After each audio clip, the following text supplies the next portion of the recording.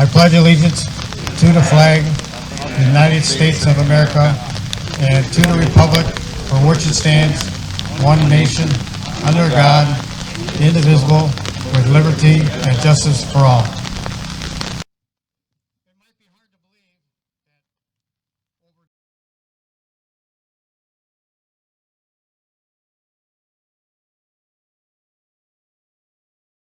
What's your name? Glen W. Fox. What branch of the military did you serve in? I was in the artillery. What years were you in the Oh, military? 1942 to 45. What year or area of the world did you serve in? I was over in Europe, Africa, Europe, Sicily. Went to France, Germany. The only place I didn't go was Russia. I stopped at Germany. Why did you choose to serve the? I was drafted when I was out of high school. What was your experience like? Well, there was a lot of difference. You got to meet a lot of boys, and I'd never been away from the farm. I was on the farm all my life, up to 19 years old, and then I had to go to the service, and I was met boys from all over the United States, and that's one thing I never got to meet around here. What surprised you most about being in the service? Everything was a surprise because I had no idea what being in service was like. But I found out soon enough what it was like. Plenty of guys telling you what to do and what to do. And but you soon got over that and you got along with everybody. What did you like most about your time when in the service? Well, I'll tell you, I don't know what I liked the best. I guess it was when we had to go out in the field and practice with the artillery pieces, I guess. You had to be right there on the phone. We was in the observation battalion, and we had to be there with the phones to tell them what to do, how to set the artillery piece up, and I kind of like that, but I guess going to the mess hall was my best thing, getting something to eat. But we had a lot of things we had to do, so some of them were good, some of them weren't so good. I had to go through the gas chamber. I didn't like that very much. You had to have your gas mask on. I didn't care for that. I was glad to get out. Yeah. Did you actually have? Where did you go for boot camp then? I went to Fort Bragg, North Carolina. I went there I was there for three and a half months. I was there, and then we were sent to Camp Butner. That was still in North Carolina for more training. See, we actually didn't shoot any artillery, but we were observation. Like up on the front, you would put these here microphones out up by the infantry, and then you'd have outposts would be setting up there, and with a telephone, and when the enemy would, or Germans or whoever shot at you would fire, you would punch a button and it would record it back to our main place and then they'd figure that out and give it to the artillery, which was in back of them, and they'd start firing because they could figure all that out right where they were at. And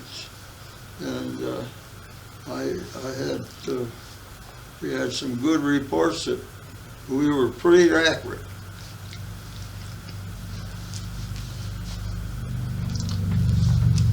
Did you end up flying over to Europe, or did you take a ship? I took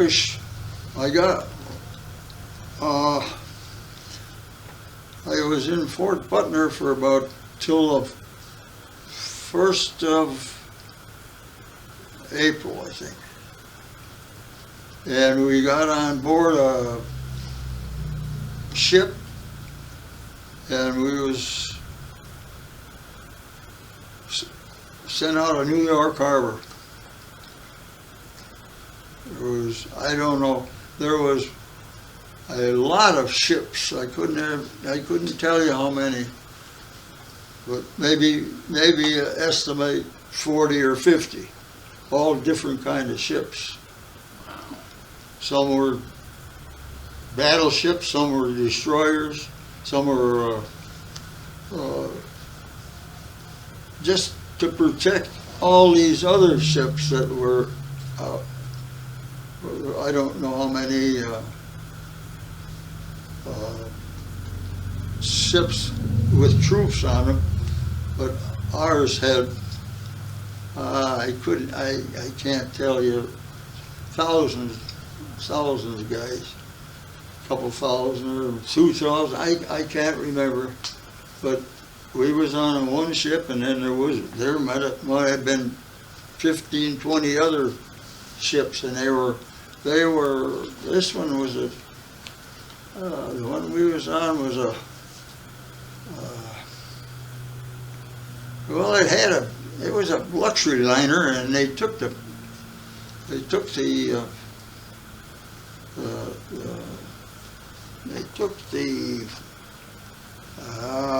they had a great swimming pool, a great big swimming pool in the middle, and they took that all out, and that's where they put guys' beds and stuff.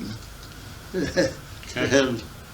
And that's what, it was a nice ship, but I never liked water. I couldn't swim. It scared me a little bit. But after you was on there a while, you got kind of used to it. We was on there 15 days because of the U-boats.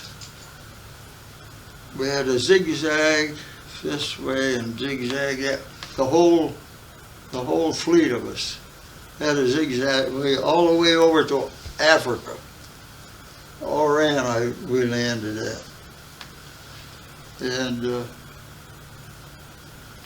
And that's where we got off.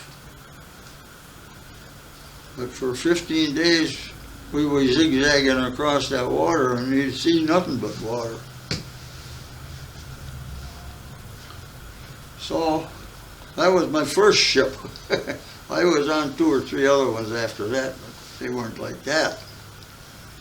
But Africa was a pretty, well, it was sand. That's what it was, sand. Sand and Arabs. And that was the first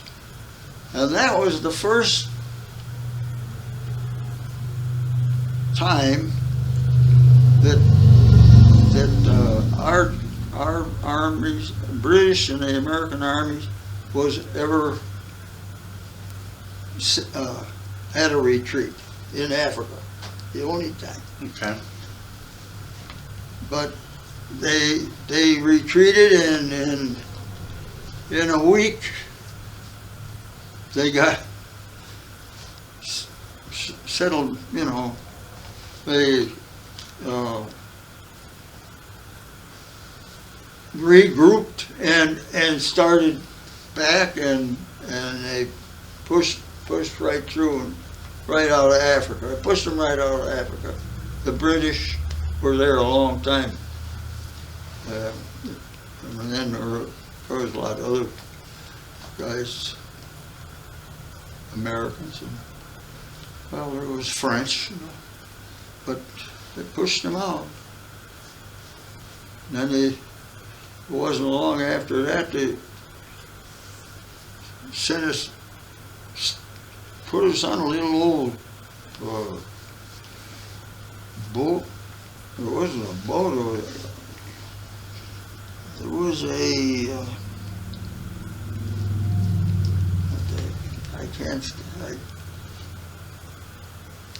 It was just a small boat, but it held all the guys that were in our outfit, and they sent us to Sicily, which wasn't very far away. And we went on by Palermo, where I remember distinctly, because I was right beside him, a fella jumped off. You had to jump off with your gun, your backpack and everything that you needed. And this landing boat didn't quite get far enough, and it was over our heads in water. Well, the guy, I floundered around. I couldn't swim, and I floundered around, and I think I learned a couple of flops, I guess they would call them. But the guy next to me dove down and pulled a fella out that couldn't swim either, and dragged him up on the shore. And he got a pretty good medal for that. But I got wet. But that went along with it, I guess. So we went through Sicily pretty fast. It wasn't a couple, 3 weeks or a month maybe, and we was out of there. And we went right over to Italy. Okay. Got a boat, another boat, and went to Italy, which was a long stay, and I hated that country. The mountains were one right after the other. And they were wet and muddy and snowy, and I just didn't care for that country. But we was there for 2.5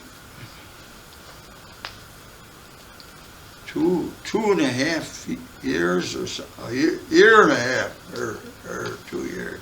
We was there a long time until we got out of them mountains. That's where they bombed the Monte Cassino to flatten it out. And we had lots of casualties there. A lot of Polish casualties. We had a lot of Polish armament. They were trying to cross the Volturno River, and they just slaughtered them. It wasn't nice in Italy. Our one outfit, they call it the Flash outfit. They'd get up on the highest point they could get on to see the enemy, the Germans. They went by the flash of their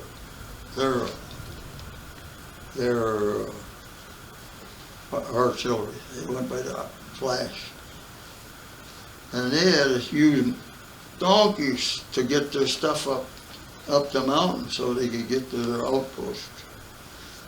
Now I was in the Sound. I didn't have nothing to do with that. So ours, we could go out in the flat where it wasn't quite so mountainous and set up ours. But them mountains, one got bigger every time you went over one. Yeah.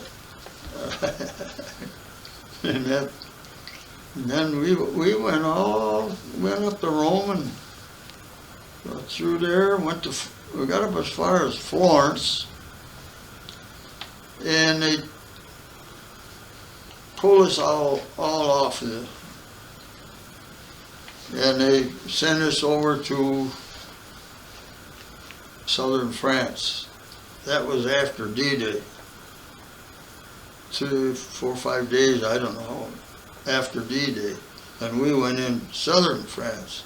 We didn't go in up by Normandy. But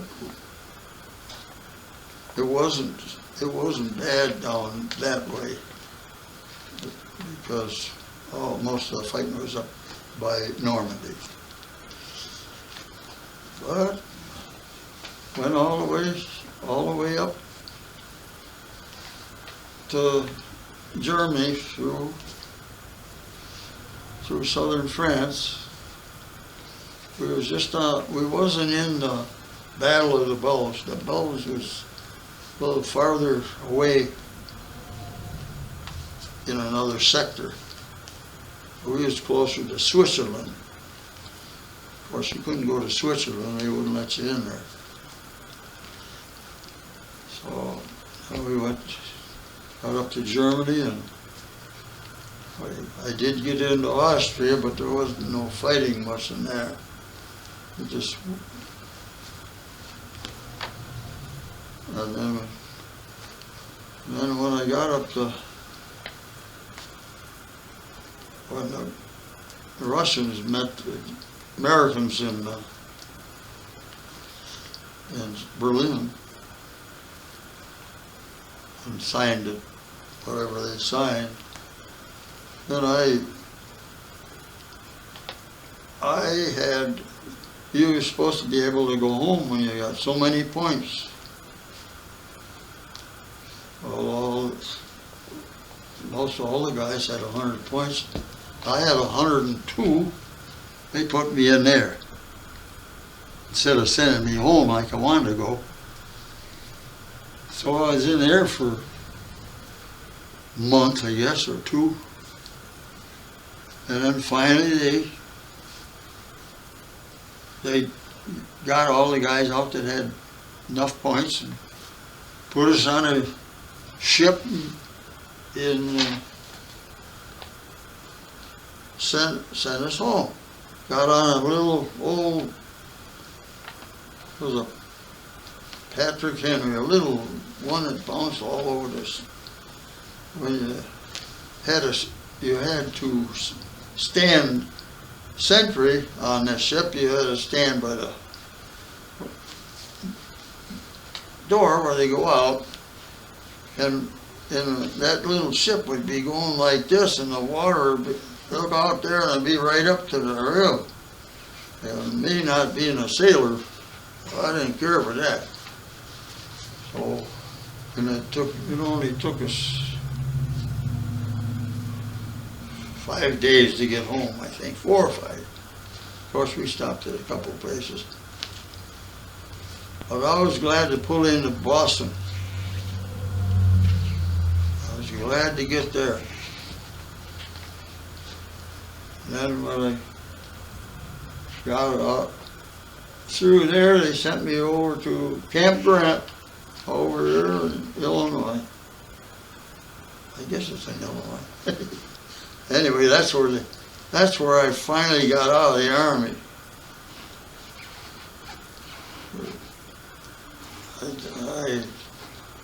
I hadn't been home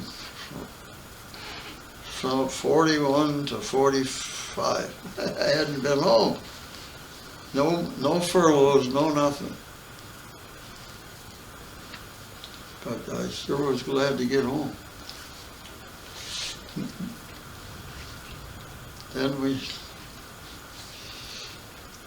then in I think a little bit here.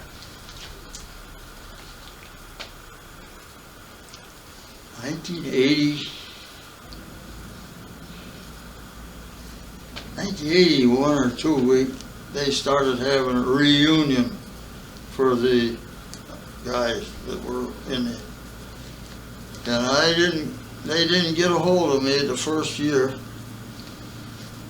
Didn't have my address, I guess. But they said they had over 200 guys showed up at that reunion the first year. Then they didn't have the second year.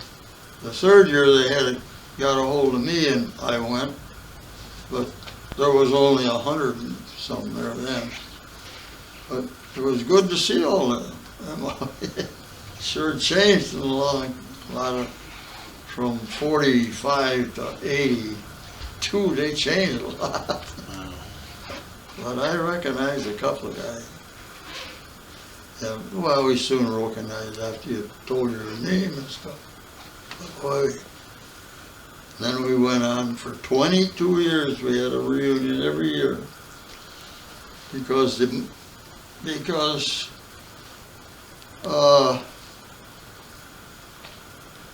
when the World War II was going on, the Korean War went on. Well, some of our guys they wanted to be in the Army all the time. They went over to Korea. So it wasn't, well, I can't tell you to the date, but the Koreans, they got mixed up and come into our reunions too. So it was Korean and World War II together. And I didn't know any Koreans that just went to Korea. I knew some of the boys from our outfit that went there. But they said they didn't like it over there either. I didn't want to go there. So I come home. What is your biggest takeaway from your time serving?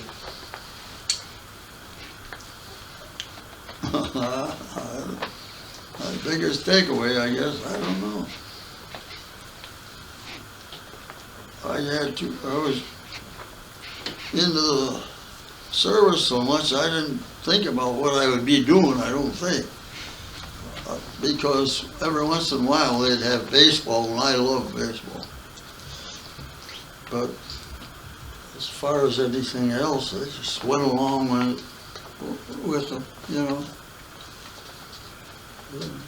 Was there anything in the service you learned that specifically helped you later? Well, I was a farm boy, you know. I was on the farm up till I went to the service. So I didn't think much about getting into anything else, you know. Figured to get home and run the farm, that's about it, you know. Do you realize how much your service is appreciated? No, I never thought much about it. Only when I read it in the paper. I know some people come up and say things, but not many. But I read it in the paper. I get the VFW and the Legion and all that, you know, like that. Are there any stories you'd like to share? No, I told all my stories. I had never told it. I don't think I've told it to anybody. Not even my kids. I might have told them a piece of it, but I never told them the whole deal. How did your time in the military affect your life? I don't think it bothered me. I think it helped, probably. I knew enough to take orders, I know that. And when I got home, it seemed just, it was good to get home.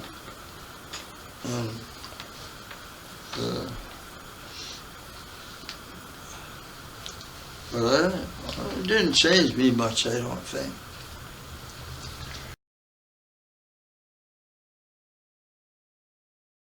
What's your name? Ralph G. Walters, gunner's mate, second class, USS Baltimore. 68 now. I had 3.5 years on the Baltimore. It was a one-man draft from Farragut, North, Farragut, Idaho, on it, Boston.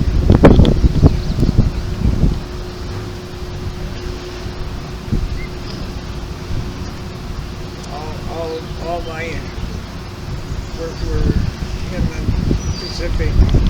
We were in 2 typhoons. We lost three cruise destroyers.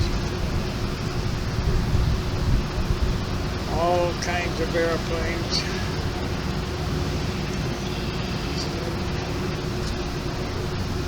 $2,000 sailors. We hit the second typhoon on it.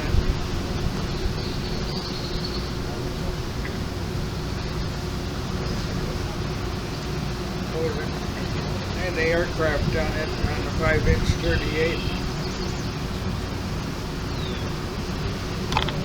When we first got out there on the Pacific on it, we couldn't train in on the Betties on it because they were coming in at 350 knots and we weren't able to move that fast on it. So our engineers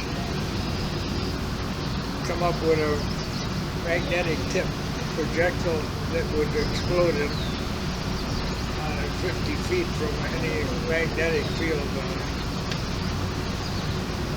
We had to have cams on the gun on it so that they didn't shoot into the superstructure.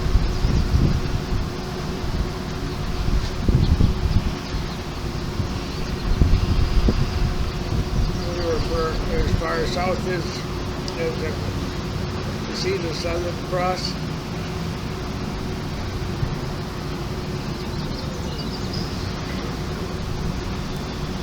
All the way from Leyte all the way to Okinawa to Iwo Jima to Japan. That's it.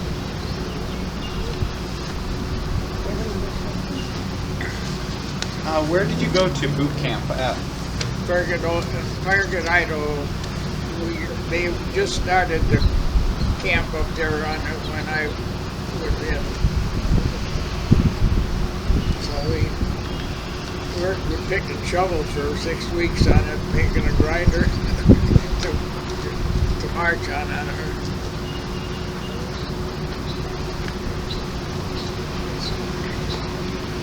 Right from boot camp, I went.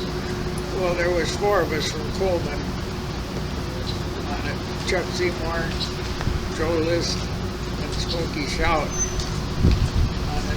I was the only one that got sea duty on it. Smokey went into the CBs on it. Joe on it made Yolo on it. So he stayed in Milwaukee on it. And Chuck Seymour on it. They had that slaughterhouse on 64 on it, so he got in to be butcher for the officers. So out of the 4 of us on it, I was the only one that was a one-man draft. And my dad was in the Navy 16 years, my uncle was in 30. And so I had lots of experience about what to do on it, when aboard ship on it. So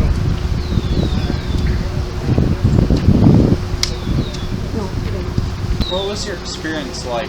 I, What was your experience like? it was good, very good on it, except the last 6 months on it. We were out there 3.5 years on it, and got back as far as Pearl Harbor, and we got a new captain, and he needed sea duty on it, so he froze us all out. We went back out to Tokyo, picked up guns on it, and Hiroshima, where the atomic bomb went, Fury on it with Tokyo. We swung on the anchor chain for 6 months. Very happy crew at Christmas. And every time that they would play I'll be home for Christmas on it, somebody would get up in the locker room and break the record. How was it to be in the typhoons? Terrible. 4 days and 3 nights on the first one. The other one was 5 days and 4 nights on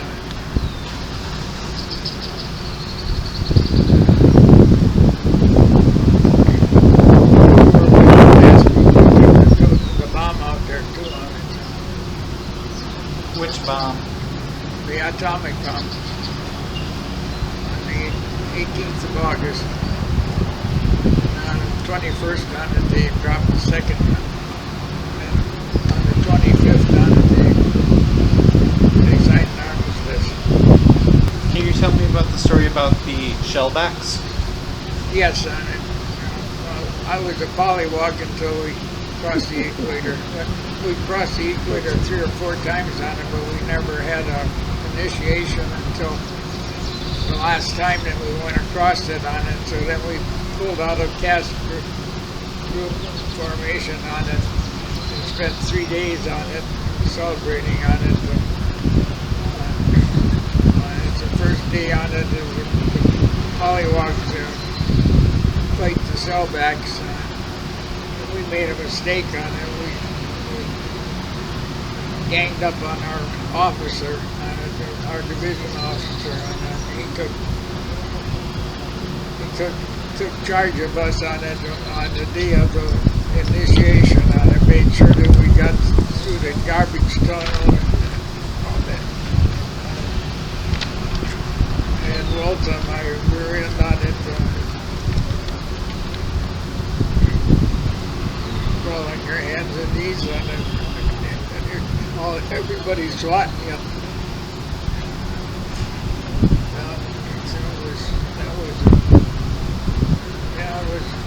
I met my uncle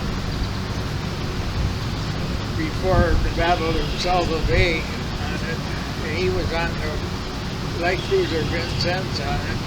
We had a couple beers together on it, and he had duty on it. He was the chief water tender on it, chief warrant on it. So he could get into the officers club, so he took me in there, and we had a few beers on it. 2 days later on it, they met the Japanese fleet on it. It was Vincent and the Quincy and Astoria were all sunk on it. Well, the Astoria made it back to Vincent and Quincy on it were down. The typhoons on it, there were 3 destroyers on it, on hand, Spence.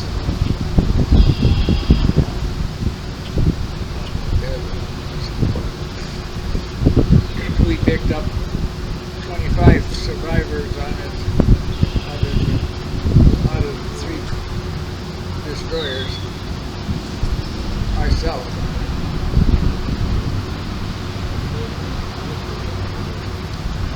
During the typhoons on it,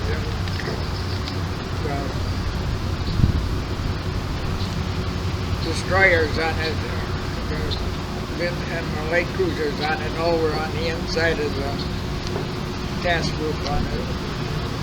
So they would be right alongside of us on it because we were 768 feet long on it.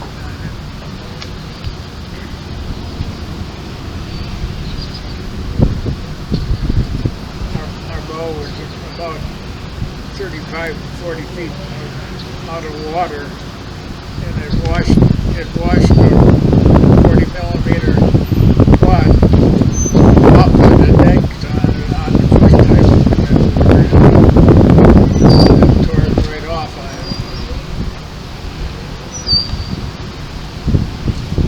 Our bow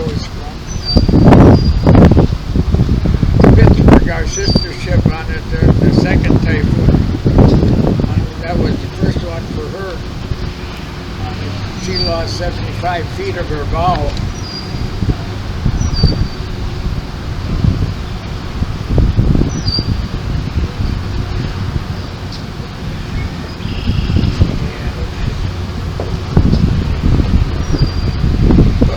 On it, we always had our sack to go to on it at night.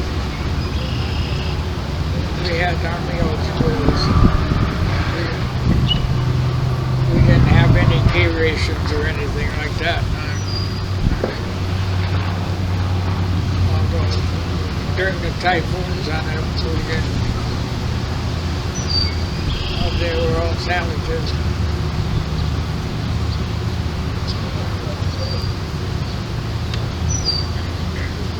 During some of the battles too on it, they brought food up to the mount. And then we had Roosevelt aboard.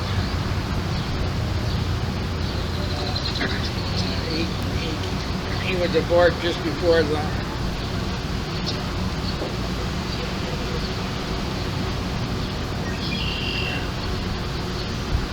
we ended up taking him up to Kodiak, Alaska, and have a meeting with Stalin and the rest of them for the Battle of the Bulge. And we came back on it. We went into come into Pearl Harbor on the way back on it.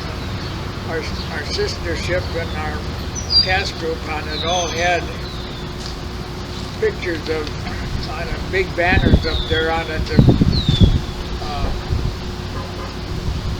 The Cream Puff Navy on returns.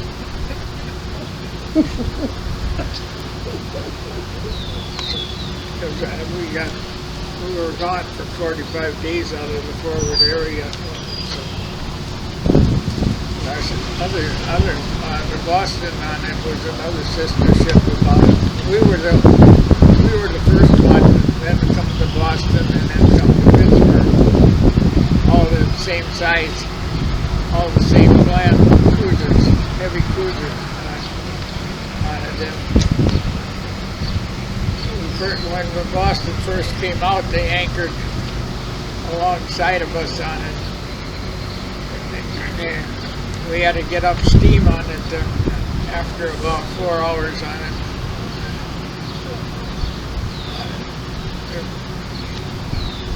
We didn't get along with the Boston, they didn't get along with us on it. So we had to pull apart on it. When we were at Pearl on it, you made sure that the Boston wasn't in there on it. Because on it you'd have a scrap right away. Can you tell me about the time the president was on your ship? Yeah, his quarters was right underneath my mount, the mount that I was in charge of. Well, I wasn't in charge at that time, but I was a striker. So we secured the mount entirely on it. So all we did was swab her out in the morning on it. We didn't have any gunnery practice or nothing on it, so not as long as he was working. And he used to sunbathe on the quarterdeck on it right below my station. And there was two guys that were FBI guys on it that were assigned to take care of his dog, fella, a little black Scottish Terrier. So that was their duty. There's a letter in here from him on it that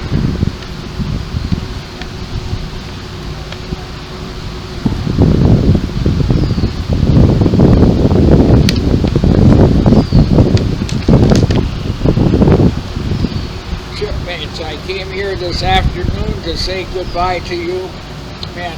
But before I do that, I want to thank you for the wonderful cruise that we had together. Before I came aboard, I had read over Baltimore's record. You are a happy crew, well disciplined, have a record that the United States Navy will be proud of. there are few ships of the fleet that have had the opportunity that you have had for combat against the enemy. Yes, I am still making my trips and every opportunity I have to get away from Washington. I do so. One of the reasons I enjoy making these trips is that I always learn something new in the past. I am going back to Washington for work, and you, from what I gather, are going back to play. You are going back to liberty, for liberty on it, which you certainly are justly earned.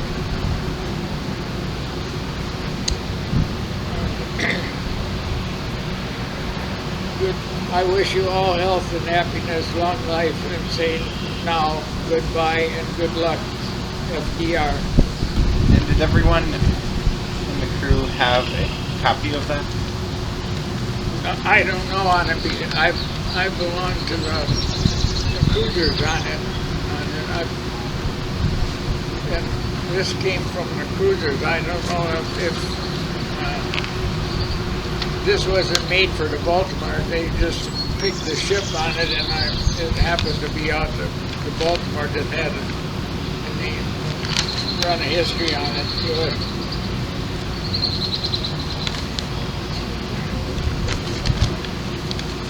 There she is. 8-inch guns.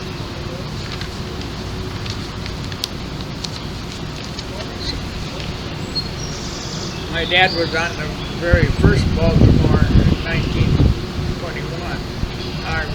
No, 1916, I think it was. What was your worst day? The typhoons. Both of them. 4 days and 3 nights on it. You didn't know whether you're going to roll over or we come 4 or 5 degrees of rolling a couple of times. What about Iwo Jima? That was, we fired on that for 3 days on it.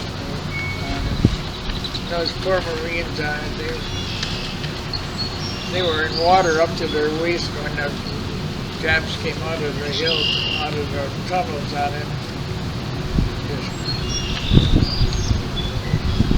First wave on it, they were just all shot.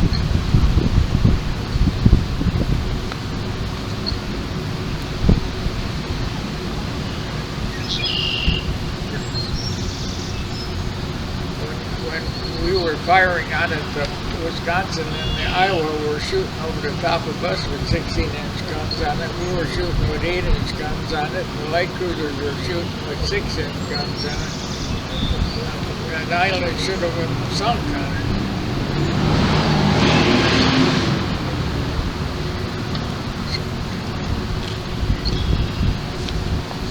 But the Japs on it, they were all willing to die on it. Suicide planes on it. They only had gas enough to get to where the fleet was on it. So they picked a ship on it and caused as much damage as they could. The Franklin, aircraft carrier Franklin, she was hit with 2 kamikazes on it. She was on fire, the whole top deck on it. But they kept on going on it. They got to Guam on it. They put out the fires on the front. But she was just out there she just come on it. First night that she was in passenger alongside of us on it. That lady, we had a rendezvous there on it to get supplies and that stuff, and she came out and she was about from here to Felstein's jewelry store from us on it. Some Japanese on it stole the plane from Guam on it, and he crash dived right into her.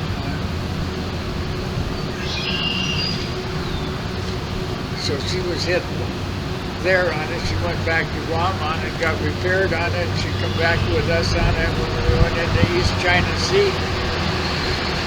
She took 2 kamikazes on the East China Sea on it. What was your best day? Right? What was your best day while you were out there? When I got out.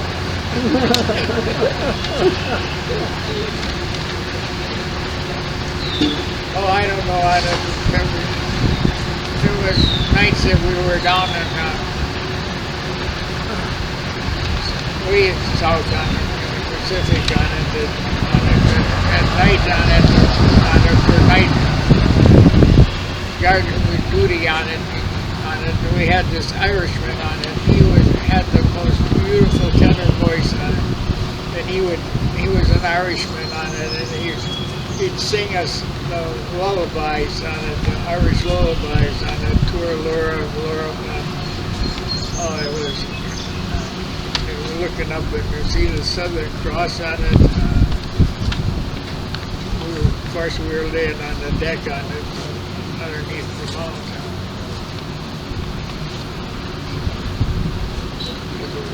We didn't have air conditioning on it. It was hot. I had a good time in the Navy on it. I don't regret any bit of it. Well, how was your wife involved in your discharge? She came to see us on it. We knew that we were going to be in there for. We found out we were going to take Roosevelt up to Kodiak, Alaska.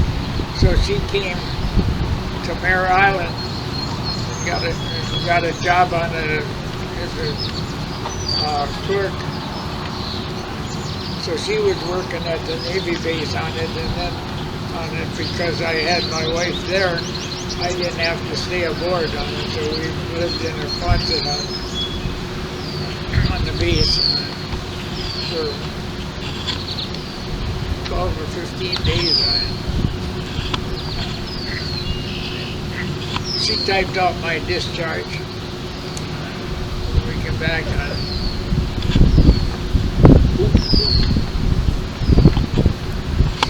So it's a good thing I wasn't in any trouble on it while I was in the service on it, because I had heard all the stories about on it, and I hated the tattoos on it because my dad had them all over his body.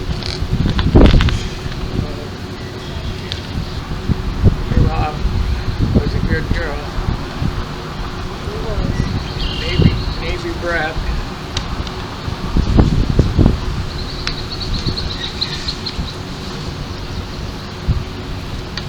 How did your time in the military affect your life? Right?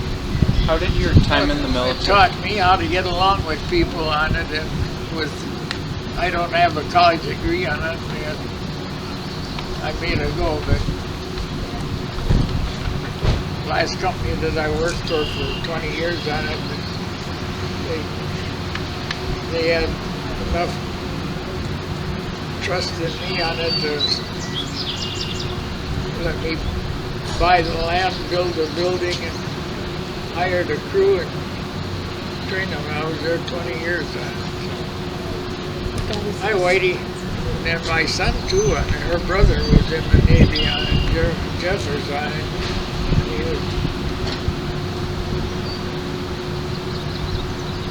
So my dad was in 16, my Uncle George was in 30. He was retired on it just in 1940. Is it true that you got your high school diploma while you were in the Navy? Yes, I did. I had 2 years of high school on it, so I took the other 2 correspondence courses on it. I got a diploma from high school in Long Beach, California.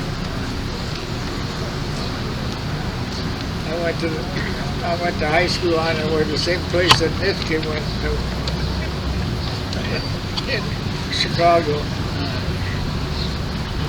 What happened in Chicago? Oh, we lived in Chicago on it.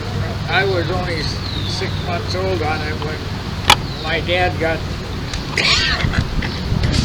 he was a war cripple, World War I cripple. And they put him to school at the Lewis Institute in Chicago. So he moved our family down there. So we were there on it until the Depression on it in 1931. So during that time I went to Catholic school, to Catholic high school. I was a junior when we moved.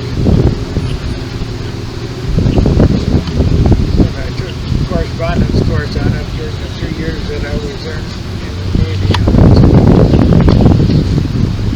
WWII, Long Beach, California. What do you know about Mount Carmel Cemetery? Well, my grandfather put all the monuments. They had a monument business on it, so that's the biggest Catholic cemetery in Illinois. So we lived in the, growing up on it, 6th, 7th, 8th grade on it. There was on Memorial Day on it. We used to work for a florist on it and plant the flowers for the Italians on the graves on it. All the bishops on it were buried there at Mount Carmel. My sister was buried there too on it. She got, but I moved her up in 1960 on it. Moved her up to Coleman. That was worse than all the time we spent in the service on it. All the letters we had to write to get her permission to move, and then crossing the Illinois line and going into Wisconsin. That was another. What did you see while you were at Nagasaki? Right. What did you see while you were at Nagasaki? Well, a lot of good people, and a lot of them were injured on it.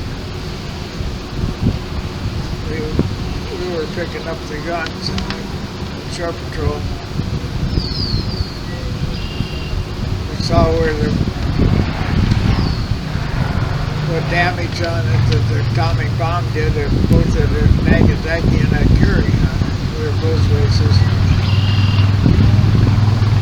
So I wonder I didn't get radioactive on it.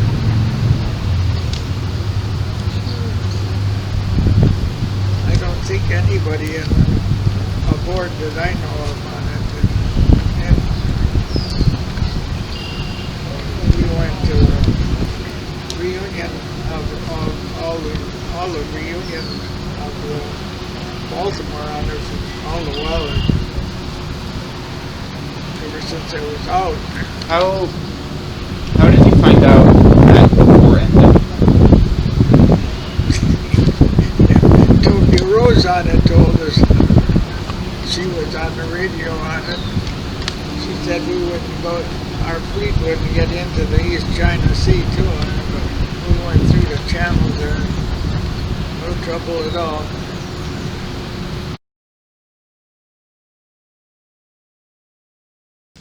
It might be hard to believe that over 9 million troops served during the Vietnam War.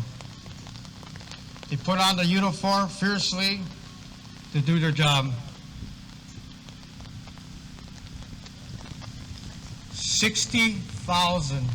approximately 60,000 Vietnam vets died in Vietnam.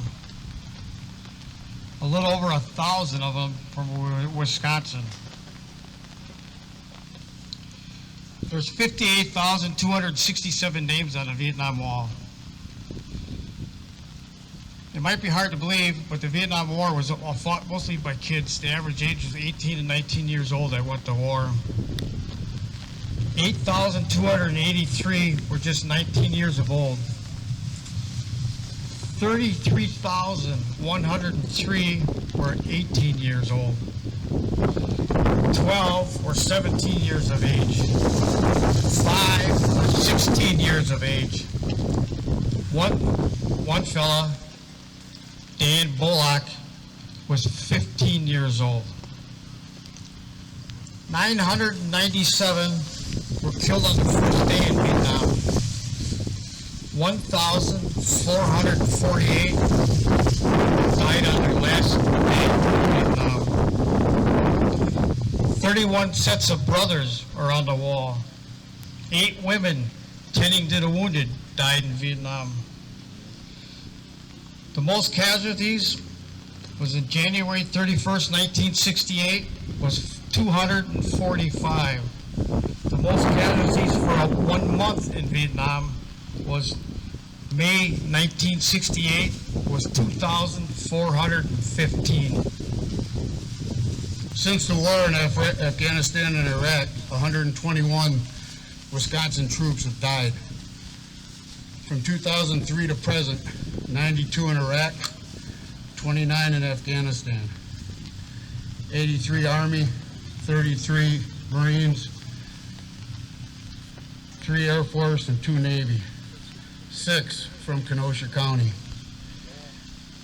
Staff Sergeant Edward G. Davis III, 31 of Kenosha, died April 28th, 2006, United States Marine.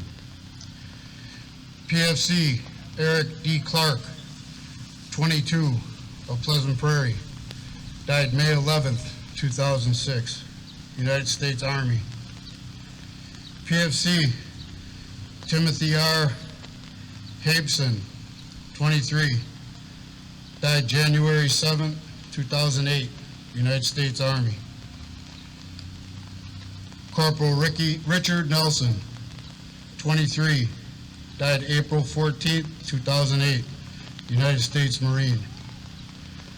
And Specialist Robert Rickoff, 26, died March 18th, 2010, United States Army. May we never forget them. Kenosha's got 45 guys that died in Vietnam. 35 died in combat. The other 10 died from wounds in combat or other various things that happened to them over in Vietnam. Gerald R. Anderson, Dwight F. Babel, Willie J. Baker, John P. Becker, Thomas G. Brands, Eugene L. Burby, William J. Franks, Stephen Gallegos, Alan R. Gibney, Joseph Greenwald Jr., Dennis A. Gruff, Greg R. Harf, William Harf, Riley L. Hewitt II, William R. Hill, David L. Leet. David Leet is the last one from Kenosha that's still missing.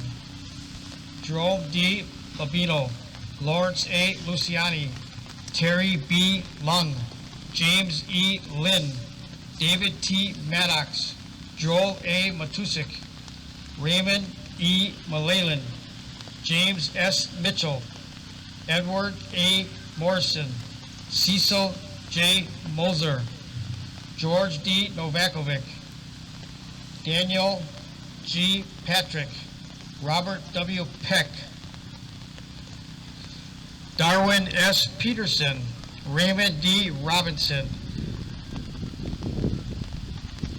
Douglas R. Roast, Johnny D. Sanderson, John V. Sarter, John S. Schmid, Raymond A. Scholl, James M. Shriver, Arden G. Sonnenberg, James R. Springer, Pekka Trunhan, James L. Van Megdinger, Murray W. Van Loan, Glen O. Vennick, Leonard Warwick,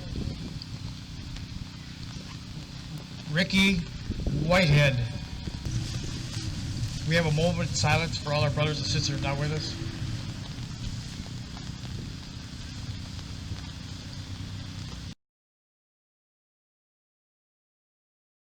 What's your name? Tim Green, What branch of the military did you serve in? United States Army. Which years were you active? 1971 to 73, What war or area did you serve in? Vietnam. Why did you choose to serve? I got drafted. I had a job here in Kenosha. I was working at American Brass, and I got a letter in the mail, and 2 weeks later I was on my way. What was the experience like? My experience in the service was basically enjoyable. I didn't mind it. I was in the tropics in Okinawa. I spent 18 months in Okinawa.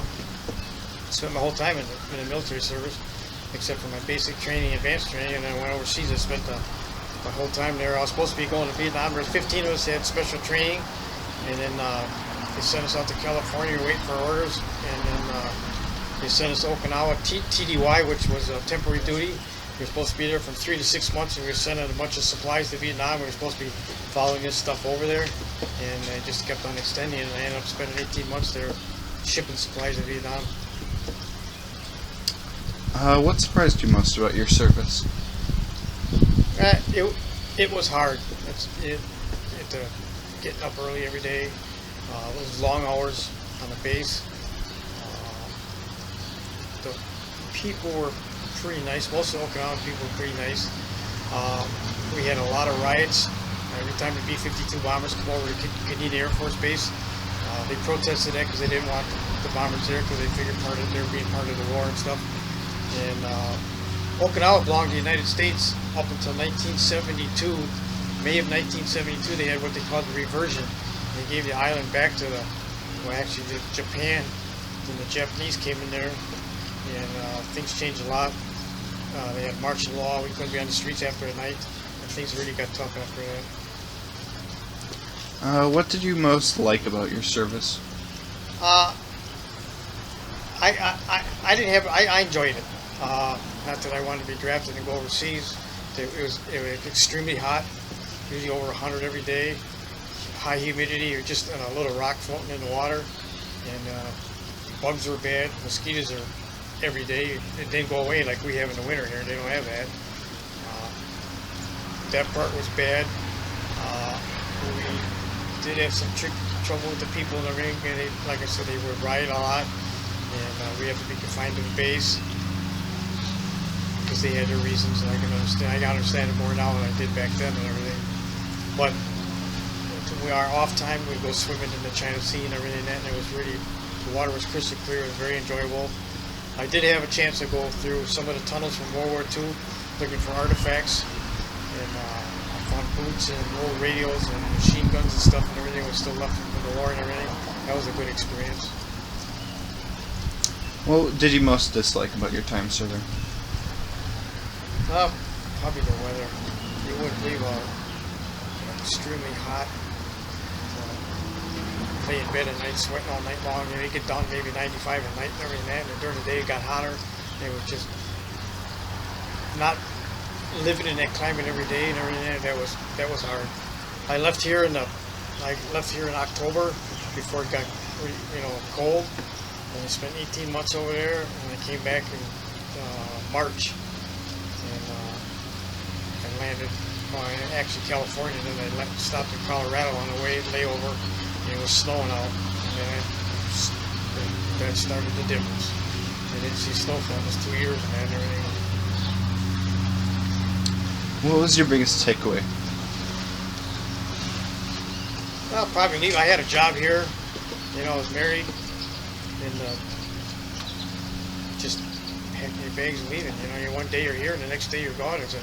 It's a hard experience. I left here and you go down to Milwaukee for your getting inducted.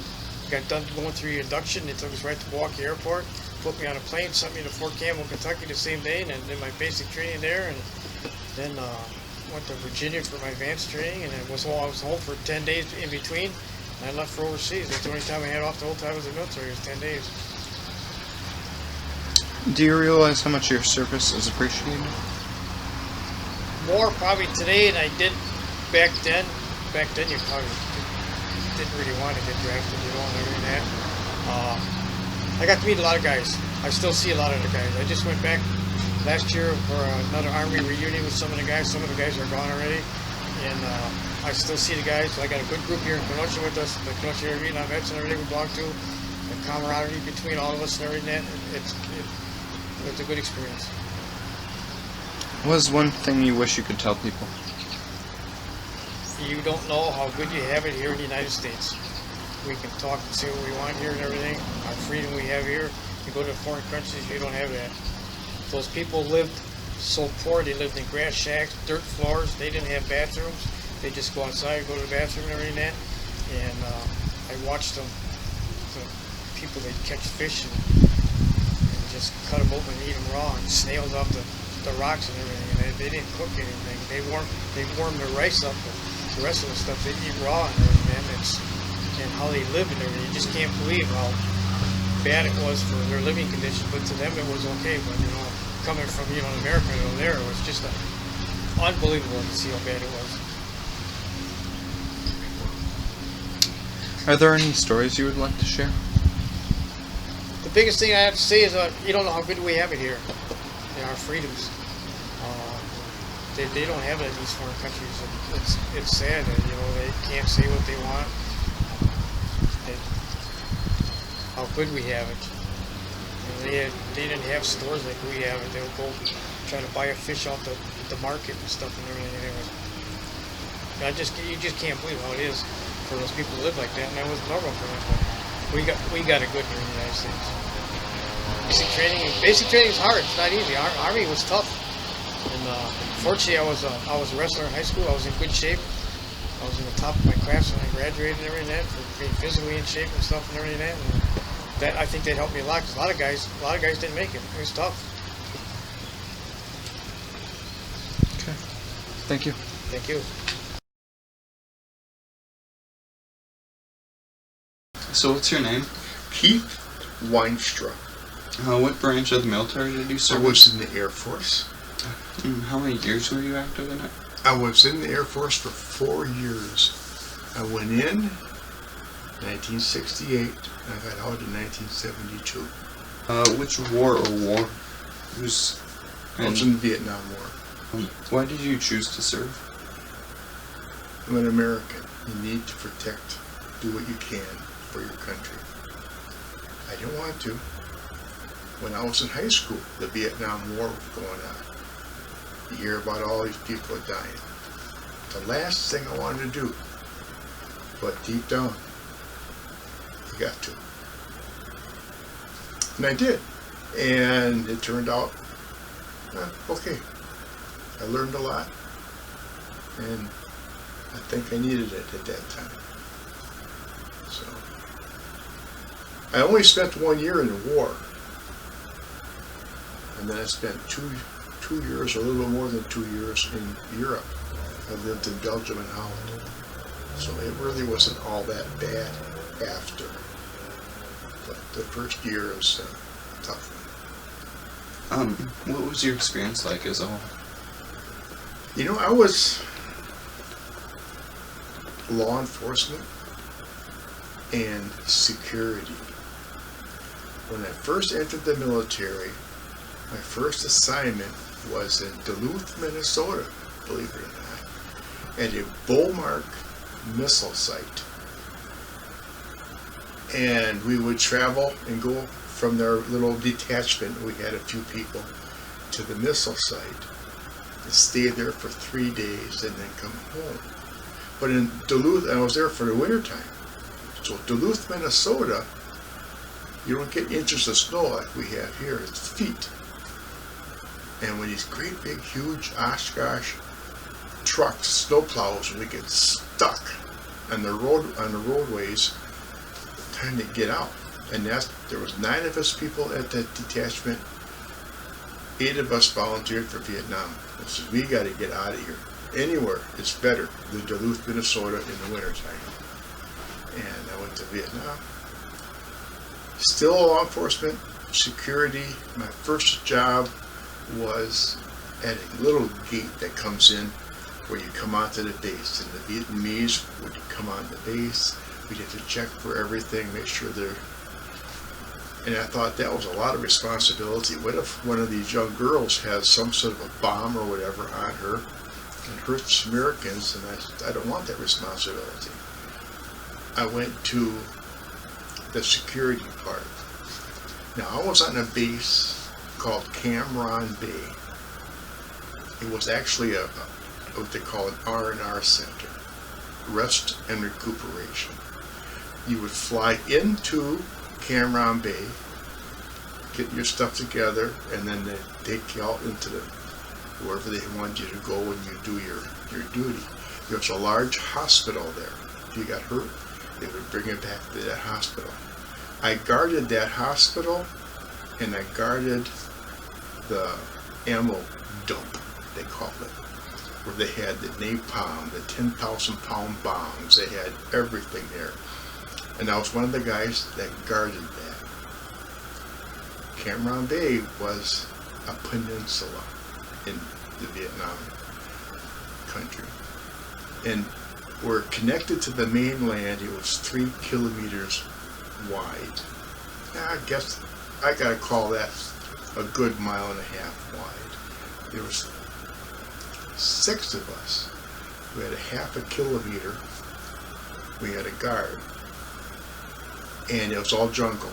So now we got jungle, which you've ever seen that you really can't even look through jungle. The intertwining vines and the big, huge leaves. And what I did, and the rest of my guys, we had what they call an AR-15. And it was strapped over my left shoulder. And I had a 3-foot-long machete in my right hand. Walking down that road, I'm cutting down the leaves on that jungle every night. Because it grows. It'll grow 1 foot a day. And we wanted to keep at least, they said, 300 feet football field from where the jungle was to where the base was, our ammo dump was. We don't want anybody to get at that. And they figured if one of the Vietnamese, the Viet Cong, were to sneak through, and they had a football field to run before we could see them. And I never saw one. I never saw one at all. Every day that I worked, a lot of days. When I got there, I worked 90 days straight, 12-hour days, 6 at night, 6 in the morning. That was, you didn't get a day off. I mean, you're in a war.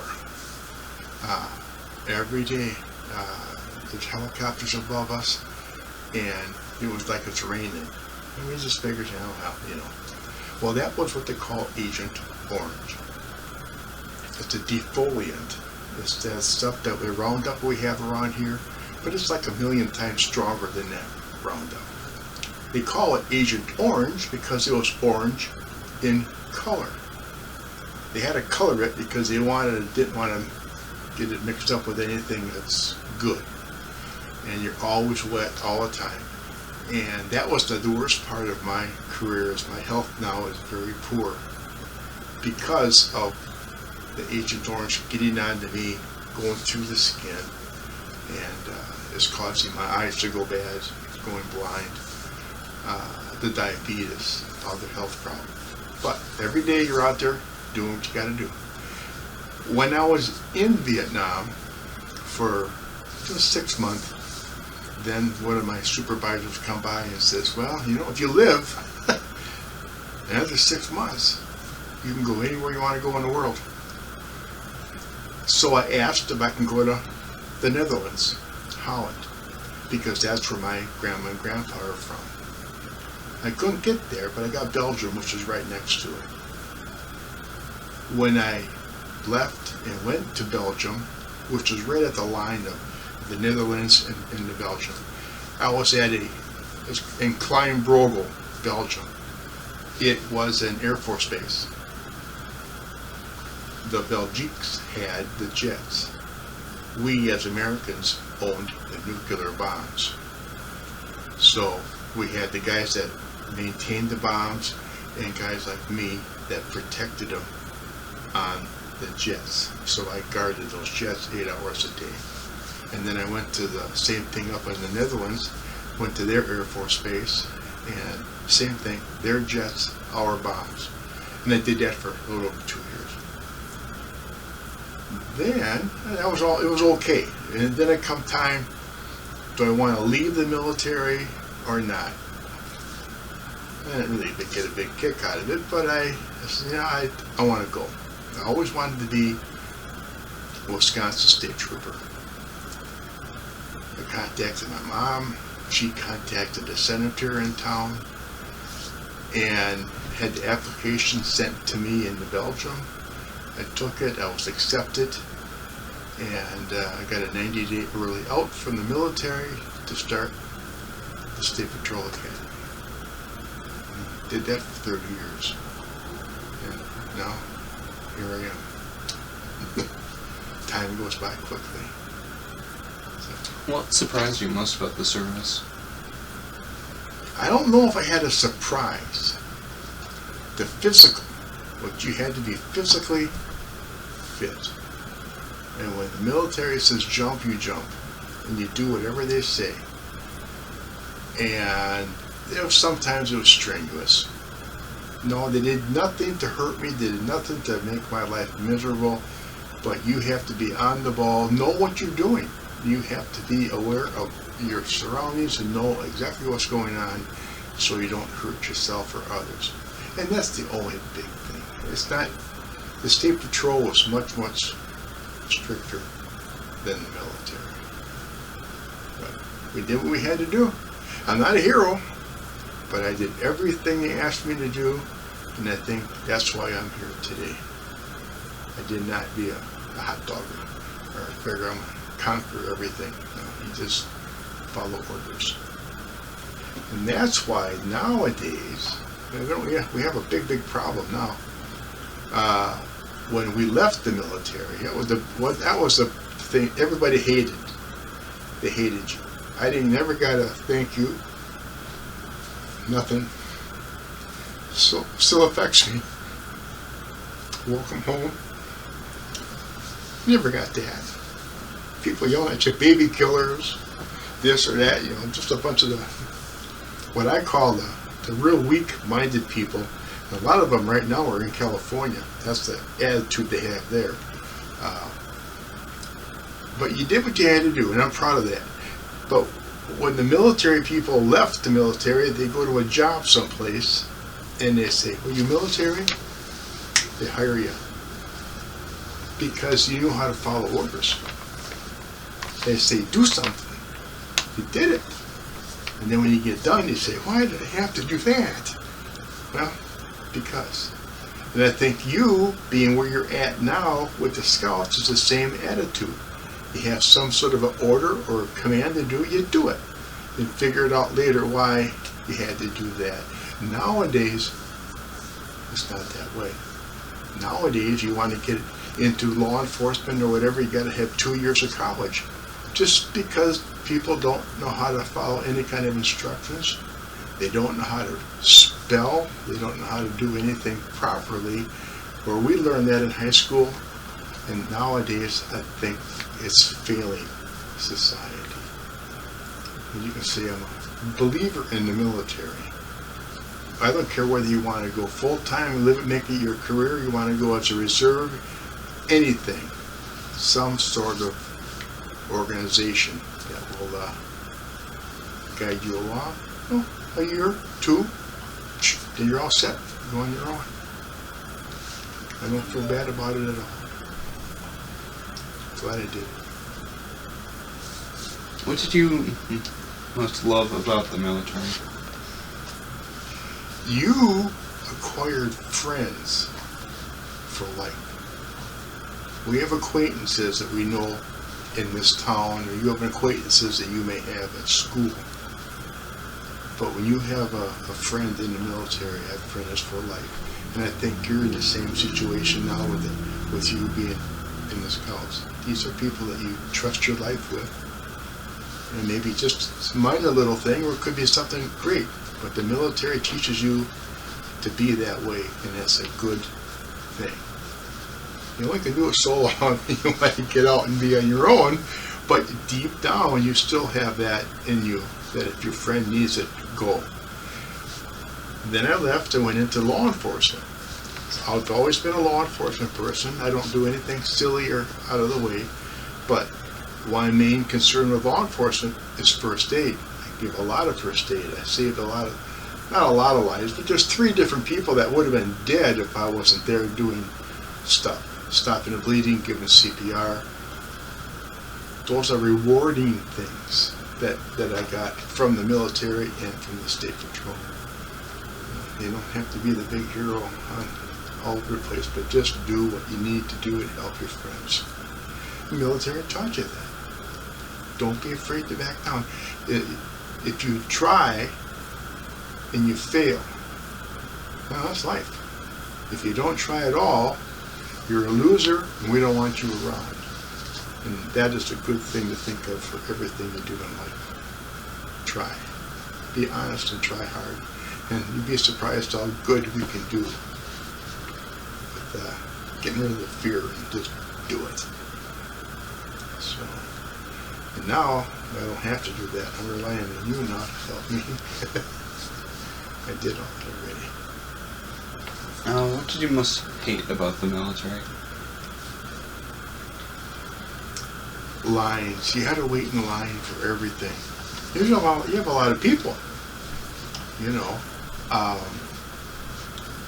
like going to the stores now. There's a line, big checkout lines for what you want to do. When we went to what they call the mess hall to eat, you always had to be in line.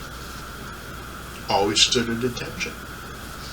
Until you stood at attention, took a step, stood at attention, and then sometimes it'll take you 15 minutes, which seems like 4 or 5 hours, to get your food. When you get your food, you go and they give you what you're going to eat. You don't have a choice of anything. That's okay. The food's not all that bad. When you get to sit down to eat, you don't jibber jabber. You eat. You talk softly.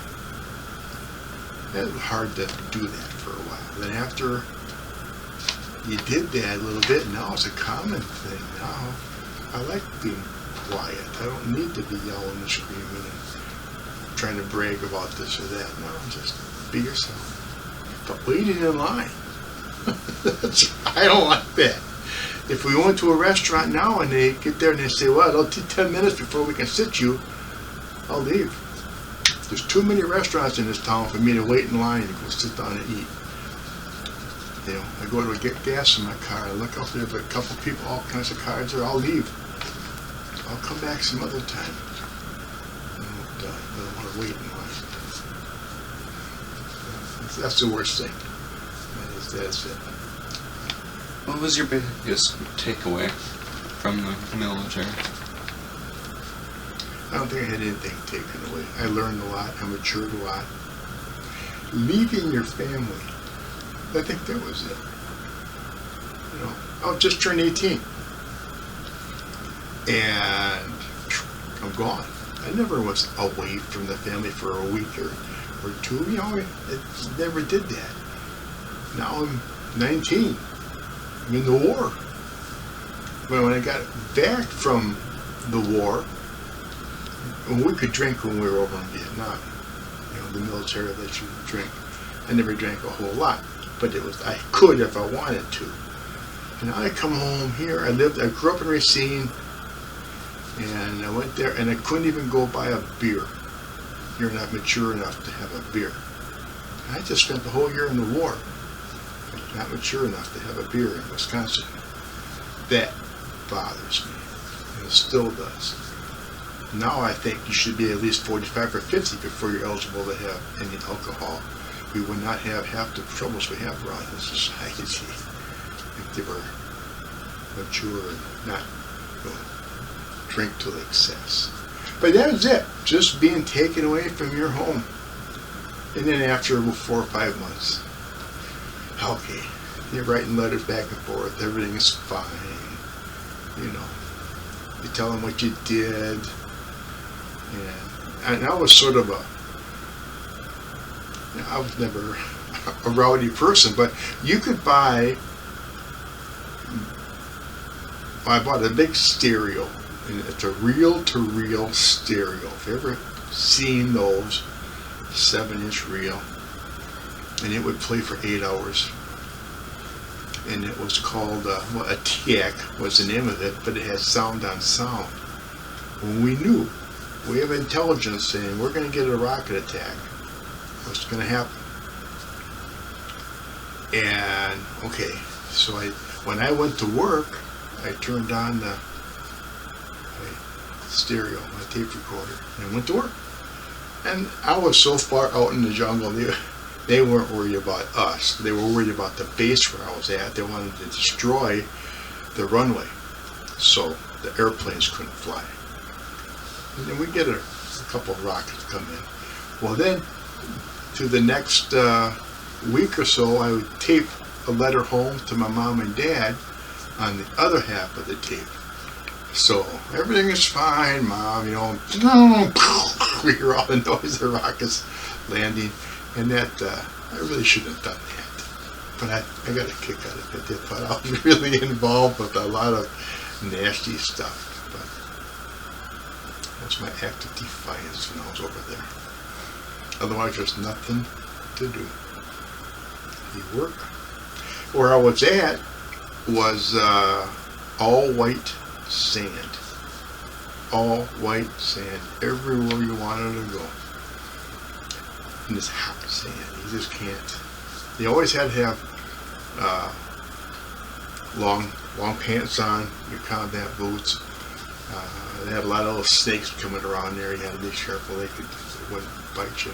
But every once in a while, when we had a day off, or we knew we were going to have a day off, we'd go to a little bay right on the South China Sea. That's like the overflow of some of the ocean where we had the sand going around it. And we have a couple of guys go there with some big armory and shoot at any sharks that were in the water. You could see them every once in a while, and they'd leave, and we'd go swimming. And that was a fun thing to do. You didn't do that stuff too often when you're go swimming when you're in war, but you needed to just relax and do something silly once in a while, and that was it. Swimming, that was it. Nothing else we could do. Stay in your room. They had an Armed Forces radio.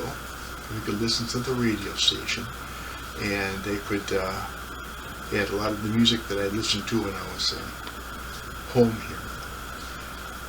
And what I listen to now, when I have a satellite radio in all my cars and stuff, is the old radio programs where they have the crime dramas, they have detective shows, they have this different things here and there. And we could listen to an hour of that every couple of days. That was always interesting to us. And I didn't know I was missing out on anything because you're there with your friends, played a lot of cribbage. I was good at cribbage for a while. I forgot about that now, but that's what I did. What I did is not what you see on the movies. I was the Air Force, not the Army. I'm not running around in the rice fields. I'm not living in the dirt and the sand and stuff like that. I chose to take my time 4 years instead of 2 years to be in something not what I called a little bit higher class. A lot of guys didn't have that choice. I was very, very fortunate I had that choice, and I'm glad I did it. Some guys were just railroaded into it, and they had no choice to get for anything other than what they were doing, and they died from that. I still feel bad. Should not have happened, but I'm lucky, and that's all I can say. If you can't be good, you got to be lucky. That's it. How did your time in the military affect your life? It didn't affect it negative. It was all positive. All positive. Because of the military, I was able to get into my job, my career as a state trooper. Again, because they figured, well, he can take orders and work by himself. See, a lot of people were not able to work by themselves. In the military, you're out there. You're by yourself, for what I did. When I was in law enforcement, I'm by myself. I got a car and I go, and I had no backup. The backup would be like 15, 20 minutes away, so you have to use your head more than your brawn to take care of matters. And I was able to do that, and I like things. There was nothing negative about the military at all. I cannot see it. One thing, the management, from wherever you want to call it, is sometimes lacking common sense. But as a grunt in the military, it's not a bad thing. Everybody should do it. At least for a year, sometimes 2 years. Other countries have, everybody does it for 2 years. You're all better off. Even the women. Yeah. So, no complaint. Are there any stories that you would like to share? I just did. I got nothing out of the ordinary. Nothing that's severe. There was a few times people asked me, "Oh, did you ever kill anybody?" No, But I'm walking in the jungle, my part, and the wind would blow, and a few bushes would move. Well, that bush will never move again. I put 20 rounds of ammunition in that bush. I mean, you're running that scared all the time. So I'm fortunate there was nobody out there other than the wind. I never was confronted with anybody of a negative thing. I don't know the Vietnamese or the communists. I never had any of that stuff. But the wind, that scared me a lot. I shot a lot of trees. But that's the worst. That's the worst part of it. And not being home. That's all. What is one thing that you wish you could tell people? Well, I did what I did because I felt the country needed somebody to help protect it. It's a lot different 40, 50 years ago than it is now. Well, I think we're in trouble now. We have a lot of incompetent, sour-minded people. They don't want to go in the military, just give me. Military is a good thing. Any kind of occupation or job or anything you do where you can help your fellow man is a good thing. It doesn't have to be military, but you could be doing something to help other people. And that's good. It's just a good thing, and it'll give you a good feeling to do that.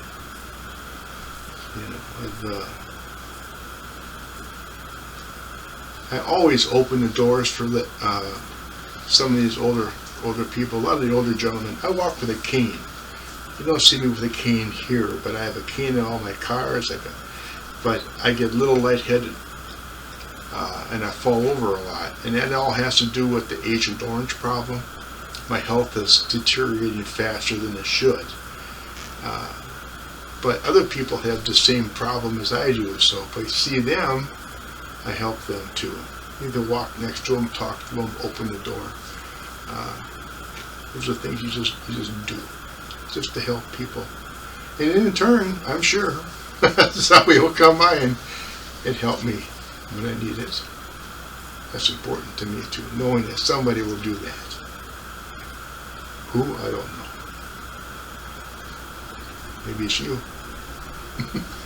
If you don't see me for a couple days, come on over and look me up. Yeah, but nothing wrong with the military at all. They are getting to be better things that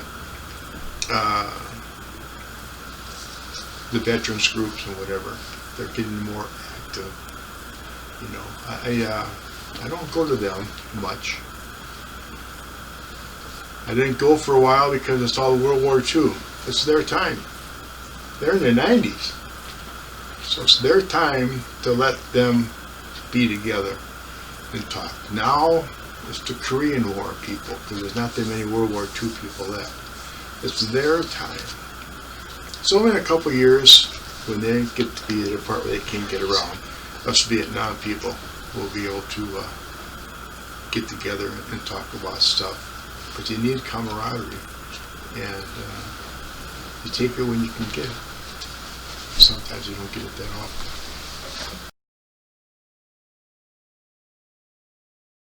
What's your name? James Holter. What branch of the military did you serve in? I served in the Air Force from 1966 to 1970. What war or area of the world did you serve in?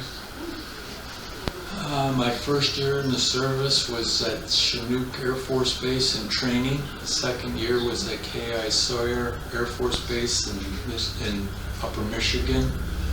The third year was in Vietnam, and the fourth year was in Marion Air Force Base in Maine.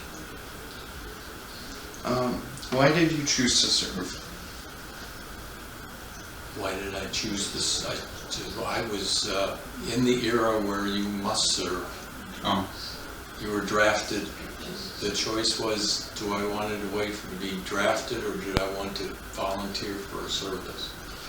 If you were drafted, you would be drafted into probably, most likely, the Army, or the Marines, or the other branches of service, but most likely an Army or Marine. I never had to hit anybody. I never fought anybody. I didn't know if I could kill anybody, so I thought it through. Left me with either the Air Force or the Navy, and I didn't want to be a mile above land on the water in case the ship sunk. So I decided to be in the Air Force. What was your experience like?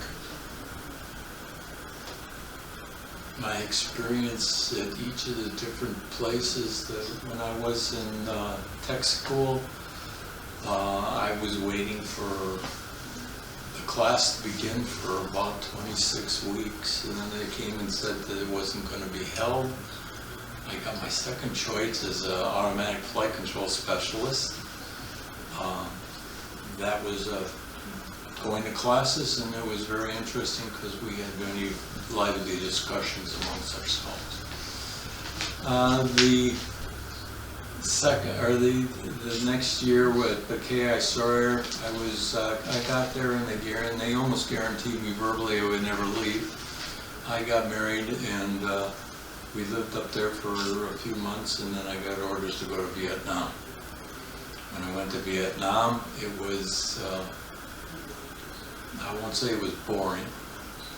I wasn't allowed to carry a weapon because I was on an Air Force base that was surrounded by the Army and everybody, so they didn't feel we needed a weapon.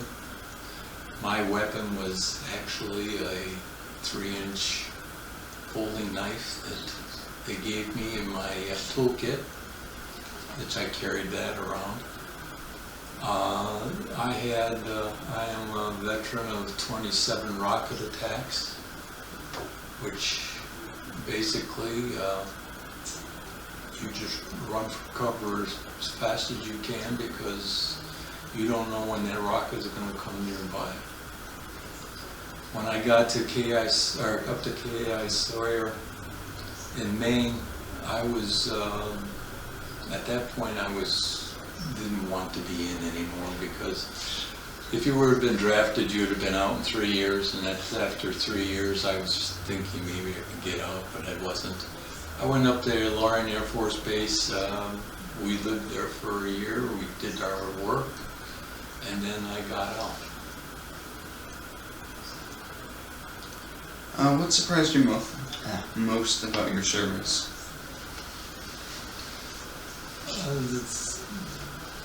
Nothing really surprised me because we all knew what was going to happen. I guess the surprise would be the lax tips, the amount of go somewhere and you wait forever. Nowadays it's no different than back then. We go to cemeteries to do the honor funerals, and we wait for an hour. it's the same thing. There's, I guess the only thing that I could say is, I guess I could say that when you got to Loring Air Force Base, it was basically it was how poor everything was. You didn't know this, but the county that I was in Maine, produces the largest amount of potatoes in the United States. These are the potatoes that you find in French fries and things. When I got there, there was a truck in the field that had run off the road. And almost 11 months later when I left, that truck was still in the field. It was just, everything was so boring, I guess you could say. I did my job and then that was it. What did you most like about the service? I like being around the people. I like talking. We discussed everything, all the different types of politics. I told you I was in, when I went in class for tech school, we had every single, I think we had all the religions of the world represented in that class almost. And we would discuss amongst ourselves all those different things between religions and that. And I remember one person was actually, he was trying to become a Jehovah's Witness. And because he's fallen in love with a girl who was of that faith, and he wanted to be the same faith. And he would come and tell us all about his teachings for that day, and we'd sit there for our break time and we'd talk about it from all the different viewpoints. But it was the Quran, it was the people. You were all there together, you were doing the same thing, and you had that this is where you were going to be. These were your friends for 4 years. In my case, it was my friends for a year or two, but that had been it. What did you most dislike about the time serving? The dislike. There wasn't anything I hated.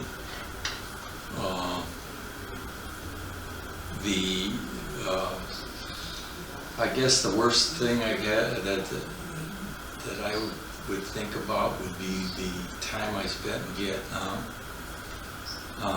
When I got to the first Air Force base in Vietnam, which I was assigned to, I was told that I was the fourth person to fill only one position, so there was redundancy.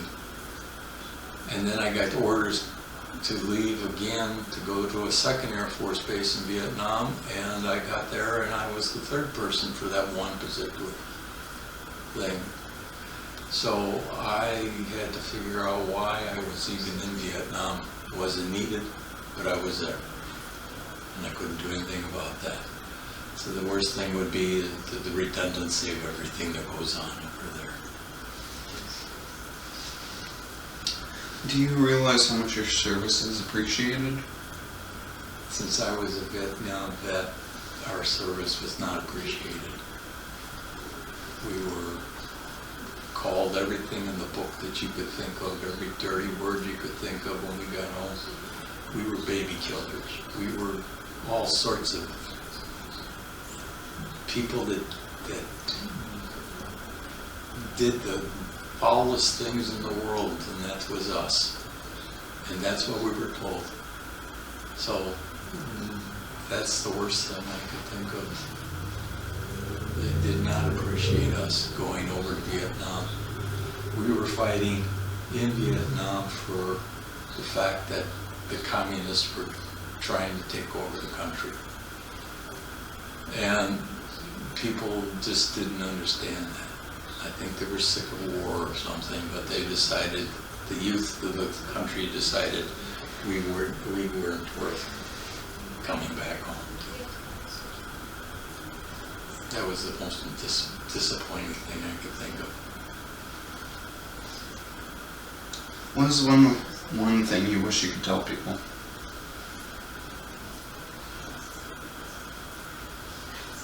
About Vietnam, about anything.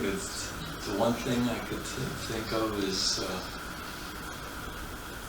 people who were drafted and went into the service. They grew up very fast to be young adults. They had responsibilities that had to be made, and they had to do whatever they were told, and they had to live with it, whatever they did. So that's what I would tell people I took away from that thing, that particular time. Are there any stories you would like to share? I got one story that I can share with you. That it's a three-parter. So I mentioned I was in Vietnam, that I was a veteran of 27 different rocket attacks. Worst rocket attack they had on base happened to be because they hit the big supply of toilet paper. And everything was like that. It was funny. But I was on third shift, which was about midnight to 8 in the morning. And the planes that flew during the day and at night, they were fixed first. After that, you had planes in the hangars that were in for maintenance, their hourly checkups and stuff. Once those were done and you couldn't do anything out there, then you were left up for the third shift to go over all the equipment, check out the different testing equipment, go through tests over and over every day. Make sure you're ready for the next day when stuff happens. Well, most of the rocket attacks, in fact all the rocket attacks, happen at night. That's why I volunteered for the night duty. I wanted to be wide awake when the rockets went. Well, there were 3 of us sitting in the little room to the side where the assignments were put up on the board and all this. The 4th person was out on the flight line. He was fixing the gunships that were out there. And one other person, he worked the board. Another person and I, we had just finished doing all of our work with the mock-ups to make sure that everything worked. And it was about 2 o'clock, and 2 o'clock in Vietnam was the witching hour, because that's when the rockets normally came in, around 2 o'clock in the morning. Well, I knew something was wrong when the young man with the headphones on listening to the towers turned white, and all he said was incoming. And we knew what that meant. So I took off running to the nearest bunker, which was on the opposite side of the building. The other 2 went towards the door that was closest to them to go outside the building. I made it to the doorway of the opposite side, opened it up, and there was a tremendous flash in front of me. I slammed the door and dove between toolboxes, and I watched as this building shook and the lights fixtures fell down around you, and you look around and all of a sudden it's silence, and you know that you didn't get killed. Well, I then had the responsibility then of running back and finding out what happened to my other 2 people. They had run out the door because they knew on the other side of the door was a ditch. They could jump into the ditch and be out of it. But when they got there, they decided it was too muddy in the ditch, so they decided it was a lot easier to stand behind the telephone pole and hope that nobody got killed on the shrapnel from the bomb. And that bomb landed across the street from them. And you could come out the next morning, you could see all around where the shrapnel went around, except the small little area that they were hiding behind a pole. So what they got was, they got their eardrums ruptured from the blast and that.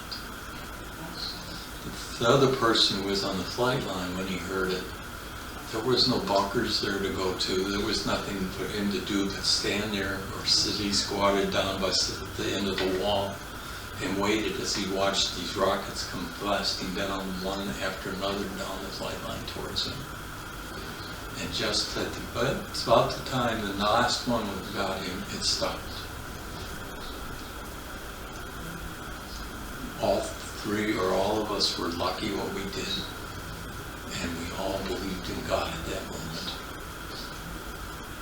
You know, there's somebody's watching over you when that happens. That's the most dramatic story I got for Vietnam.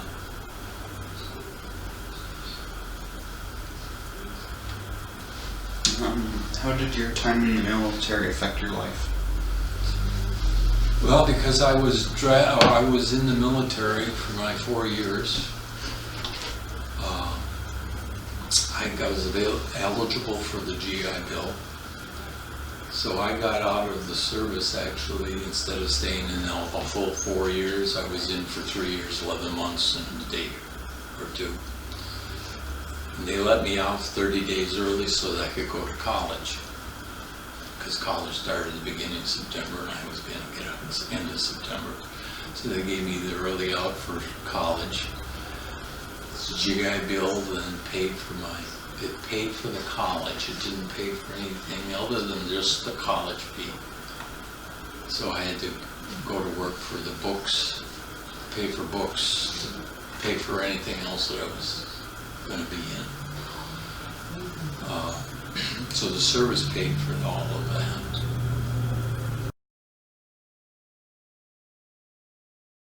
So, what's your name? Robert Marion. What branch of the military did you serve in? I served in the Navy and U.S. and Army. What years were you active? I was active from 68 to 72. What war area of the world did you serve in? That was Vietnam. Why did you choose to serve? Uncle Sam made that choice for me. I was drafted. What was the experience like? You went from being a child to an adult right in a hurry. That's what my biggest experience was. You're always dependent on your parents and that to help you out. Now you're by yourself. You had to do everything by you had to make your own choices, what you had to do. I think that was one of my biggest experience. What surprised you most about your service? What was it? What surprised you the most? What surprised me the most? I don't know. It was completely different from basic training to what you did on the ship. That basic training, I thought it was going to be more strict in it. Then once you got on the ship, it was kind of more relaxed. They didn't wasn't as bad on the ship as his basic training was. But I guess basic training, they're just trying to get you into shape. They're make sure you understand their rules and regulations, I guess. What did you most like about the service? I like to travel. It was nice. That's why I didn't go in the Army, because I wanted to travel, and it was the only way to. Navy, you do a lot of traveling sometimes. What did you most dislike about your time serving? What did you most dislike? There wasn't really too much I didn't like. Oh, I didn't like being away from home in the holidays, and that kind of upset you. That. What is one thing you wish you could tell people? If you're going to join, might as well join. If you, it doesn't hurt to join up in the military for anything. Can't see any reason why not to. If you think it gives you a different perspective on life and that. Are there any stories you would like to share? Well, the one time was first time I come home for Christmas. I got a letter from my mother that she was moving her out, and I didn't get the letter in time when I came home for Christmas. And it was where we lived at. It was like about 5 miles from the city. And I took the cab out there, and I stopped about a block away from my house. And I walked to the house, and it was just like my mom was home. Front room light is on, all the other lights are off. I come walking in the back door, it was never locked. I come walking in there, and I seen the light on the living room. I walked in the living room, and there was some woman in there. She's, what the heck you doing here? It was the wrong house. They had moved, and I didn't even know it. I didn't know where she, I didn't know even where my mom went to. They didn't even know it was. Luckily, she had the same telephone number. And that lady let me use her telephone, and I called on her and I had to find out where she lived at. And then I got another cab and I had to go back into her house. That was a surprise. And how did your time in the military affect your life? How did it affect my life? I don't know. It's just you've got more respect for the elderly, and that you know how did it really affect me? Kind of growing up in a hurry. That was about it, I guess. Okay. Thank you. What's your name? Gary Allen, What branch of the military did you serve in? U.S. Navy, Which years were you active? 20 years. What year or area of the world did you serve in? I was home ported on the East Coast the whole time. 10 years in Mayport, Florida, 10 years in Charleston, South Carolina. I made it all the way around the world twice. And like I've always tell everybody, 95% of the places I saw on my tours around the world make me thank the Lord every day I was born in this country. It's not perfect, but it's a lot better than most of the ones I saw. In many of the countries, the average person in the country was just utterly, totally, completely on their own. The ruler of the country, or the government, did absolutely nothing to help them. Even if they were homeless or starving to death, they did nothing to help them. Why did you choose to serve? A month after I graduated from high school, I received my draft notice. And of course the Vietnam War was going on then. So I went down to the Navy recruiting office, and he only had one billet left, and it was for the nuclear Navy. I had to take a series of tests. I passed it with a high enough score, and I had to initially sign up for 6 years, because when you're in the nuclear, your first 2 years you're at school and in training. So that's how I ended up in the Navy. What was your experience like? It was very good, because you get taught and learn a lot of things while you're in the military. Not just when you're at your schools, but when you're on the ship too.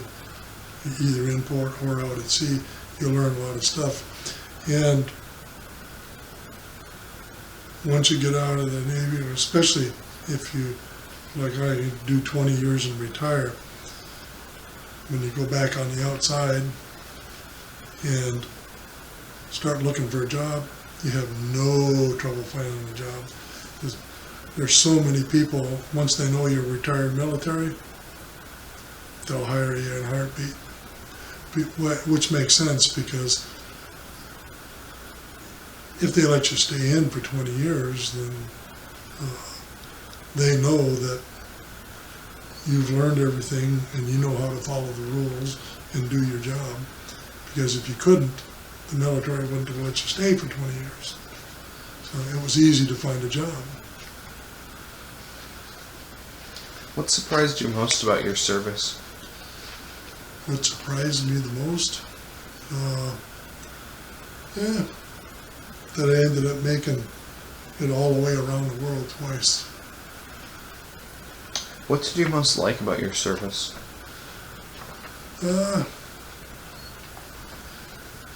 All the places that I got to see all around the world, and people I got to meet, and I got to see the different countries, and like I said, made me aware that, boy, I sure was glad I was born in this country.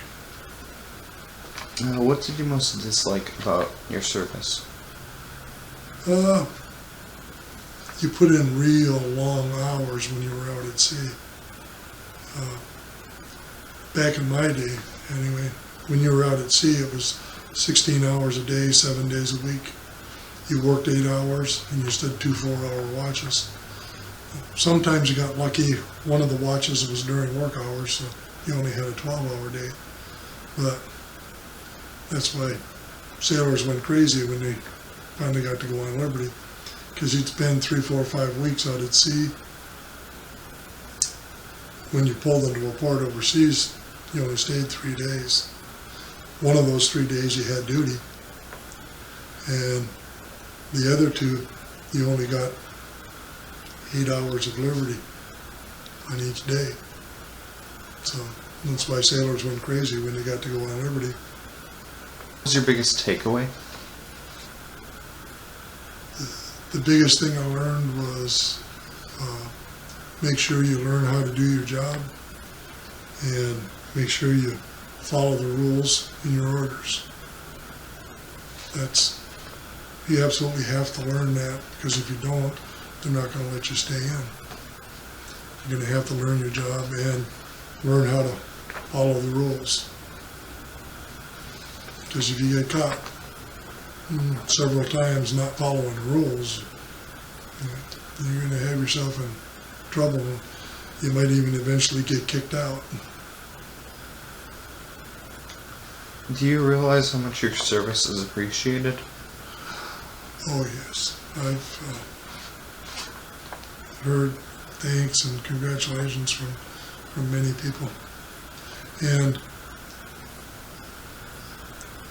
the benefits that my wife and I get, medical and prescription medication, that's saving us a ton of money. We both take a good amount of prescription medications each day, and those are all mailed right to our house through this company that's called Express Scripts, and they send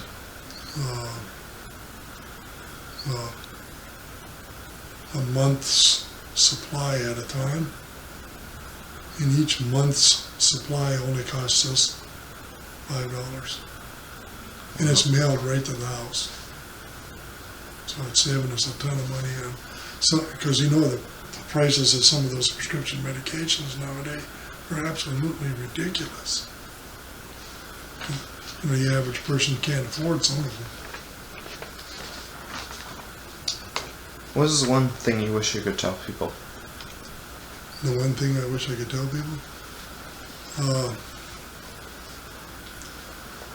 Sure, I'd tell them to do some service in the military. But of course I would recommend the Navy, because you're going to get to see a lot of places that you'd never otherwise see, and it doesn't cost you nothing to get there except a lot of work. Are there any stories you would like to share?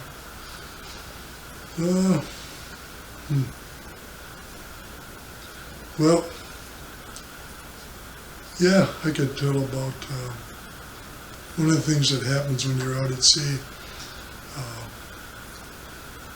There's a thing when you cross the equator. I'm sure you've heard about that before, or have you? If you haven't crossed the equator before on the ship, there's a shipboard initiation. And they make you go through a lot of stuff. Nothing real serious, but they make you go through a lot of stuff. Like your buddies might come and pour a bucket of water over your head while you're getting initiated, stuff like that. And after you've crossed the equator the first time, then you're called a shellback. And once you're a shellback, the next time you cross the equator, you're on the other side of the initiation, which is a lot more fun than the first time. How did your time in the military affect your life? It's been a very big positive effect, yes.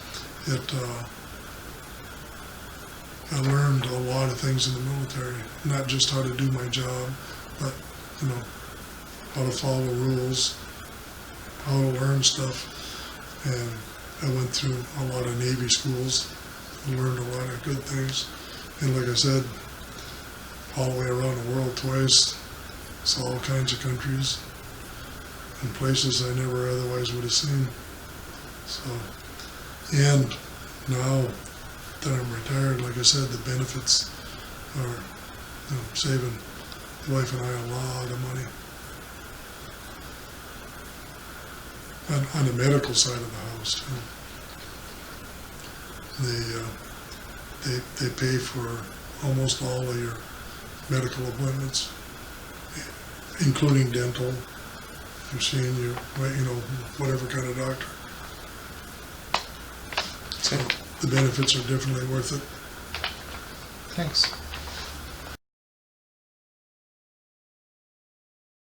What's your name? Sure. My name's Warren DenHartog. Which branch of the military did you serve in? United States Coast Guard.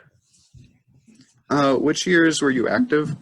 I served from 1981 through 1985. I got out and went back in from 1986 through 1990.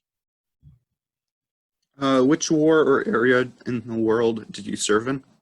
Well, I was fortunate. I got out before Desert Storm, which was the first Iraq war. I served during the time where we rescued the college students out of Grenada, and there were some incidents going on in the Panama Canal area, but pretty much the Cold War era. I served my first enlistment on the West Coast in California. I was on a ship, and I was all around Alaska, off the coast of the Soviet Union, into Mexico. And then I went to Traverse City, Michigan, and was up there. And then I got out. And then my second enlistment, I started on the Great Lakes doing small boat operations. And I went to Maryland and Delaware, actually Maryland, Chesapeake Bay. And then I came back and finished some time here in Kenosha. Why did you choose to serve? So when I was in high school, I didn't really know what I wanted to do. I knew I wanted to be a police officer. I knew I wanted to be a fireman. I grew up in out by Lake Geneva, and they didn't really have that. You could be a paid police officer, but that was it. There wasn't paid firemen at the time. So anyways, I wanted to be a policeman, a fireman. I loved to boat because I grew up out by Lake Geneva, but I never had a boat. And one day I'm in the consular's office in high school, and I see this blue light on a boat, and it says the Smokies of the Sea, and I'm like, oh, that looks cool. And I looked into it, and that kind of brought me into the Coast Guard because I could do everything I wanted to do. I could be the police officer, the fireman, the EMT, paramedic, and that kind of thing, which was great. What was your experience like? So I had different experiences. I mean, when my first enlistment, I was on a ship for a while. Things were different back then. We didn't have the internet. We didn't have cell phones. We didn't have those kind of things. You're on a ship in the middle of the Bering Sea. The only contact you have are the other 150 people on board with you, watching reruns of reruns, videos played over and over again. You'd bring your time, it was cassette tapes. You'd have those with you. reading a lot of books and just kind of admiring. I saw the Northern Lights in the middle of nowhere, 200 miles from nowhere, and seeing them was just awesome. So that part of it was kind of cool. But the part about being away and, whatever wasn't. My second enlistment was a little bit better. I got to go home pretty much most of the nights, and I got to do the things that were cool in the Coast Guard, the law enforcement, the search and rescue, that kind of thing. So that's the better part of it. What surprised you most about your service? I don't know if anything really surprised me. I think in retrospect now, I'm surprised that I did what I did for such little pay. I believe that the men and women of our armed services are the most underpaid people in the world. I mean, right now for my job, I'm a police detective, and I go to work every night and every day. And sometimes I got to work late, and sometimes I got to come in early, and that just happens. And I get to go home though at the end of my day. And when I was in the military, you don't get to go home. I mean, when I was on a ship, you leave your home port of San Francisco in May, and you're not back until September. And that's the Coast Guard. I mean, I can't imagine what it'd be like to be in the Navy or be in a submarine and you're gone for like even longer. So that's the part that, I think was something that I learned. And like I said, in retrospect, I'm a little more appreciative of now, having the job I have now. What did you most love about your time in the service? So I think the thing that was kind of neat, that I loved the most was, you could do everything. If I wanted to be the pro-war Republican, military guy, that the Coast Guard had that. If I wanted to be the liberals, save the world, save the bees, save the world from oil pollution, the Coast Guard did that.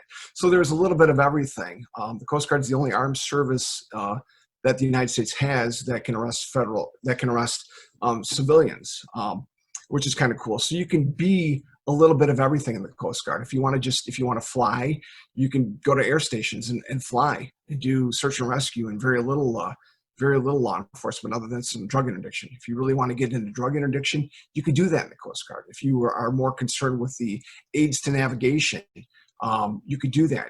And what's really cool about the Coast Guard is you can homestead. And what I mean by that is you can pick an area of the country and pretty much most of the time be guaranteed to stay, depending on obviously your job site, you could stay in that section. So, I mean, I have people that I know that, served in their whole 30 years or 20 years in the San Francisco Bay Area, and then they never left.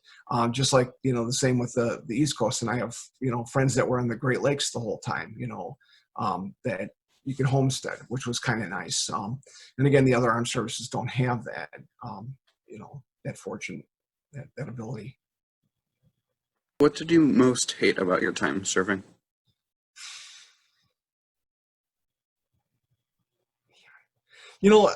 At the time, there were things that really stunk, you're going out, on an Alaskan patrol, we call them all pats. You're going out in May and you're like, man, I'm going to miss the whole baseball season. I'm not going to be able to watch baseball, because we're on a ship, we're in the middle of nowhere. We didn't have, like I said, 30 years ago, we didn't have the things we have now. So, I left in, early May, and, the Cubs were, the Brewers, I remember the Brewers were doing one thing, and the next thing I know, it's November, and the Brewers are in the World Series. This is 1982. And, so those are the things I hated the most. There's times you're away from family, away from friends, not being able to keep up with things. And again, some of that was just based on, because it was 30 years ago, as opposed to today. You could Skype, you can do like what we're doing now. So today's a little bit different. But back then, that was the problem. I would say today, the things that I wouldn't like are the, obviously the pay again, and the benefits are, they're pretty subpar compared to what I do now.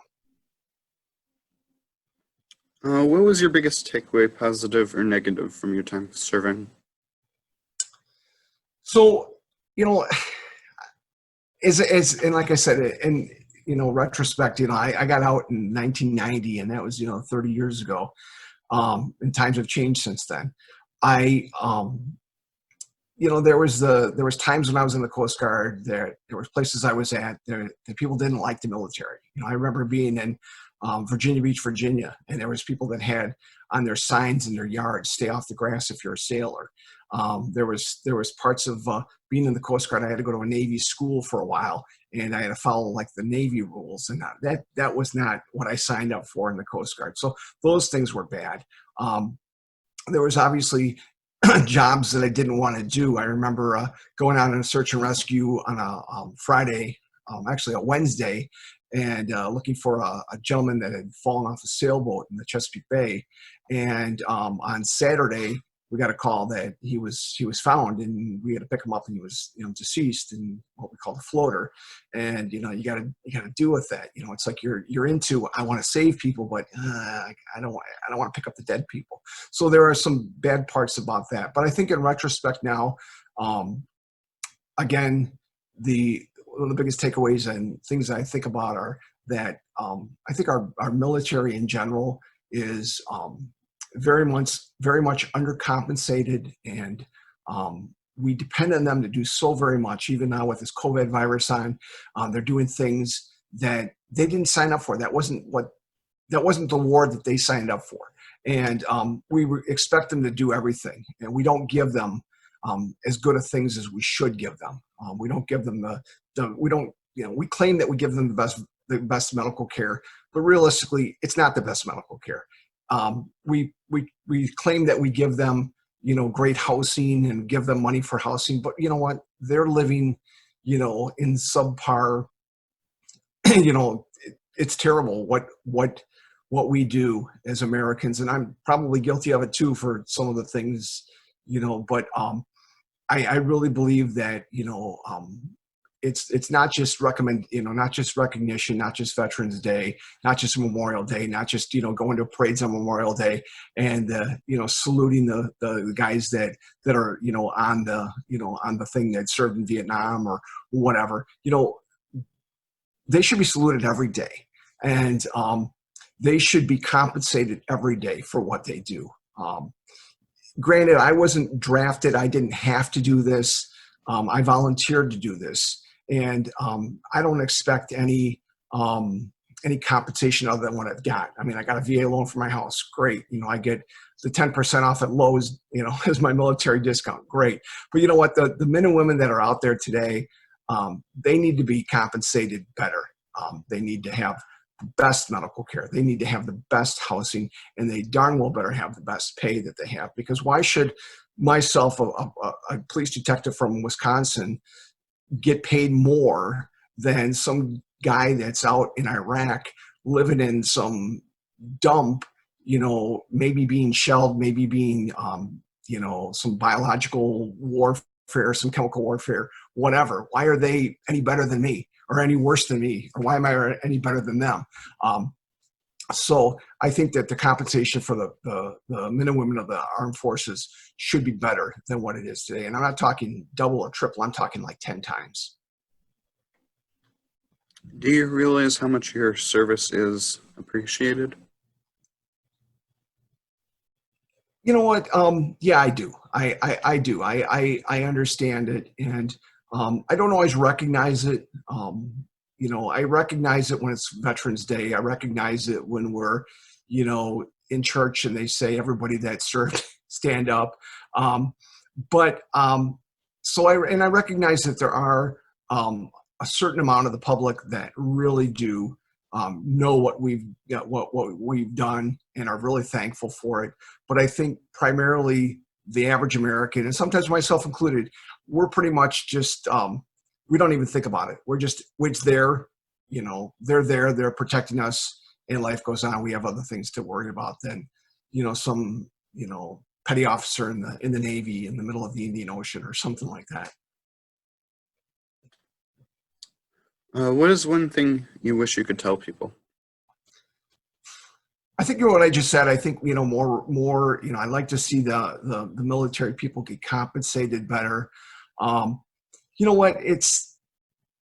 with the technology that we have nowadays and, YouTube and whatever, you can see what goes on in boot camp and you can see what goes on in some of the training and, you can see some of the cool things that go on. But I think like anything, like for instance, police work, we watch police shows on TV and it's all about the action. You never see the behind the scenes paperwork or the hours of surveillance or whatever. The same thing applies to the military. We sit there and go, oh geez, they're out there protecting us, or look at the Coast Guard, they're out there saving a boater, or stopping the Exxon Valdez from leaking more oil, or breaking ice on the Great Lakes, or going to the South Pole to bring supplies to the Merle station, or scraping the buoys on the Mississippi River.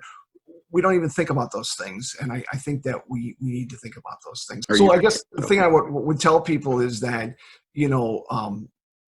if you are wanting to join in armed services, look into it and study it, and know that you may not get the pay, you may not get the recognition, you may not get the benefits that you richly deserve, but you know what, you're doing it for maybe a greater good, and that's the freedom of this country. Are there any stories you would like to share? Wow. I've got a lot. Some we shouldn't even be sharing here. I think I had some really great times. I met some really good people. 30 years later, after getting out, I still have a buddy of mine that we served right out of boot camp together on a ship, and then we later met at an air station, and then later we met on the East Coast. And he's still active. He's actually a lieutenant commander now, and to go from the low ranks up, congratulations. Two of my other buddies are both warrant officers. They're both retired. One's in Florida, one's selling real estate in Michigan. And my other buddy lives out in California. So, you make a lot of friendships, and I made a lot of friendships. But I think the story I want to say is that, when you walk into these jobs and you meet people and you're with them all the time, 24/7, maybe, to the point where they're more than roommates. They're more than college roommates. They're a guy that he takes 20 minutes in the shower every day, or he doesn't want to accept calls from his mom, or he wants to drink too much beer, or whatever. So you get to know these quirks about these people, but you become friends with them. And I think that the story I have was that some of the guys that I became friends with were not the four that I just named. And it's too bad, because I'd love to be able to be in contact with some of the other guys that we're really tight with and really close with, and that made a difference in my career and in that. So lots of cool stories, lots of going out on the lake and saving a jet skier and going on Chesapeake Bay. And I remember pumping a boat out that was totally sinking. And the part of Chesapeake Bay that we had, the northern part, there was parts of it that were 5 feet deep, and people don't realize that. And there was parts that were 20, 30 feet only, and this boat was sinking. And I remember these people were scared to death, and I'm looking at it, and I'm like, we're in 24 feet of water. You stay on the top of your boat, you're fine. But we're pumping their boat out, and they were so appreciative of it. And we towed their boat back in, and they were loving it. We had a good time. And it was nice. It was kind of cool that we did something like that.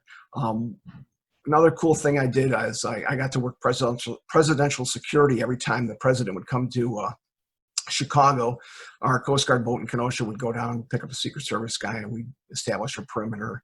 And when the president left to go to do some stuff in Chicago, we pulled into Burnham Harbor at the time, and I was talking to the Secret Service guy. I'm like, hey, you know what? I said, can I get a picture of Marine One? I said, I think that'd be kind of cool. He goes, yeah. He goes, do you want a picture of yourself standing by it? I'm like, of course. What young Coast Guard guy doesn't want to be standing next to the presidential helicopter? So I met the guy that was the pilot of the colonel that was the pilot of the Marine One. And he said, yeah, he goes, you're going to upset that Marine that's standing guard there because he's, there for show and everything like that. And the Coast Guard at the time, our uniforms looked like the Steers maintenance guy, blue pants, blue shirt, in a gun belt. And, so I'm standing by this, and the colonel goes, hey, do you want to go on board? And I'm like, yes, that's cool. So he goes, just take your shoes off and you can go on board. So I went on board Marine One and got to look around, and it was kind of cool. That was a cool story. A lot of other people have never been able to do that kind of stuff. So, like my career now, I could tell you stories about my career back then. There's a lot of good stories to tell too. How did your time in the military affect your life? Wow. So like I started with, learning to do things. I learned to be a fireman, and I did that. I ended up I was a fireman in the Coast Guard for Traverse City Airport, and later became a volunteer fireman. I was an EMT in the Coast Guard, and later worked for local ambulance service here in Kenosha, as well as St. Catherine's Hospital. And then I was a federal law enforcement member in the Coast Guard, and I subsequently became a cop now. So I think a lot of the skills I learned parallel to the job career that I chose today. Is there anything you would like to add? You know what? If anyone's gonna go out there and wants to join the armed services, it's a great opportunity. It's great service. I applaud you for doing that, especially because you're not forced to do that. You're not drafted to do that. The fact that you're doing it on your own is good. Obviously, I'd recommend the Coast Guard. Thank you.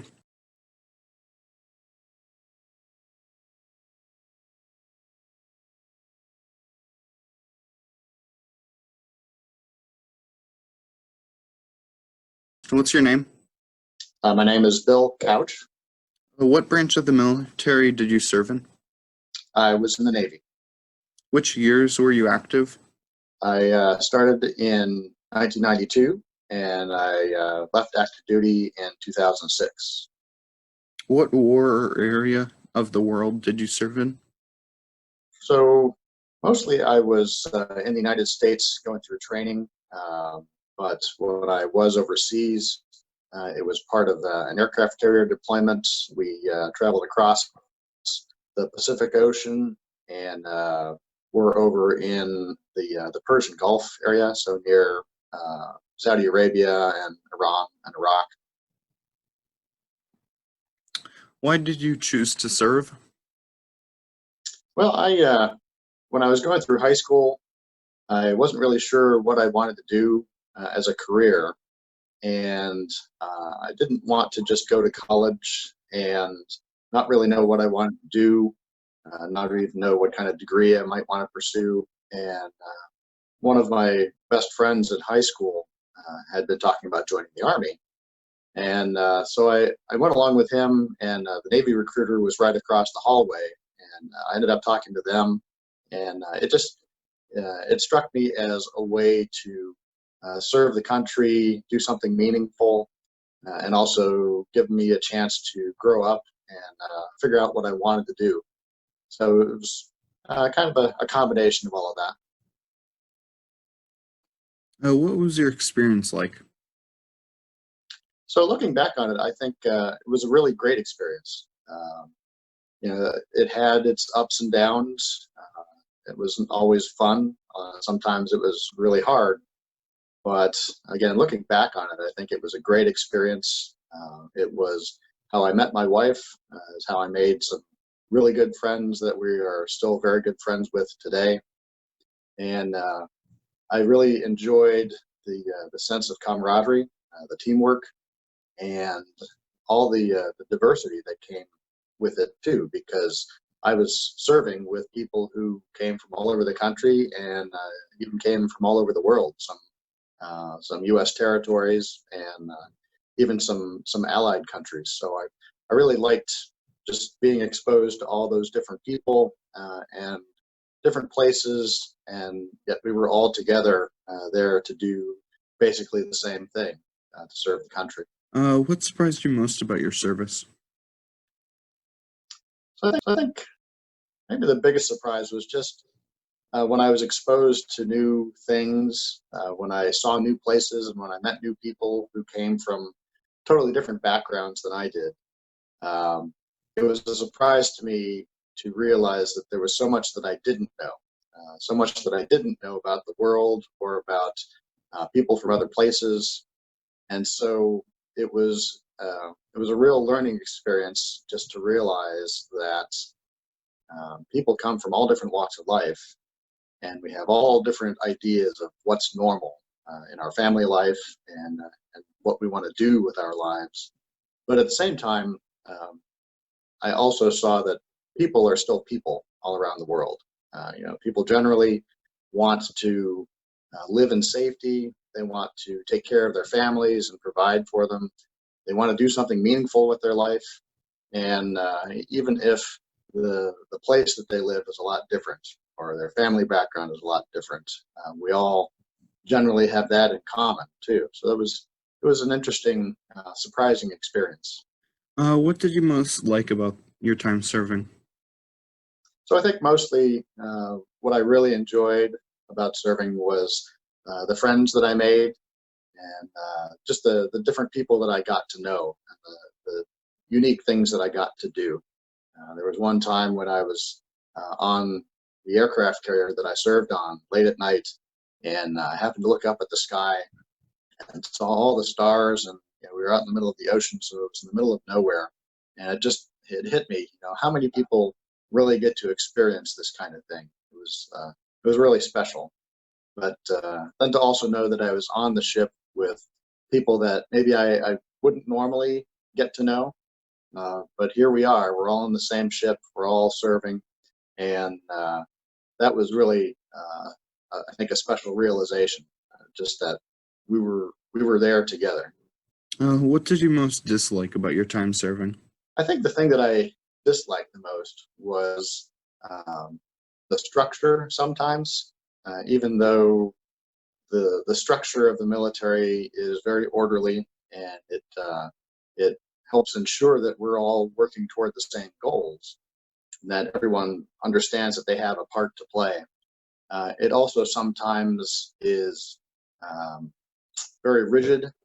It may not always do a good job of realizing how different people's circumstances really can be special.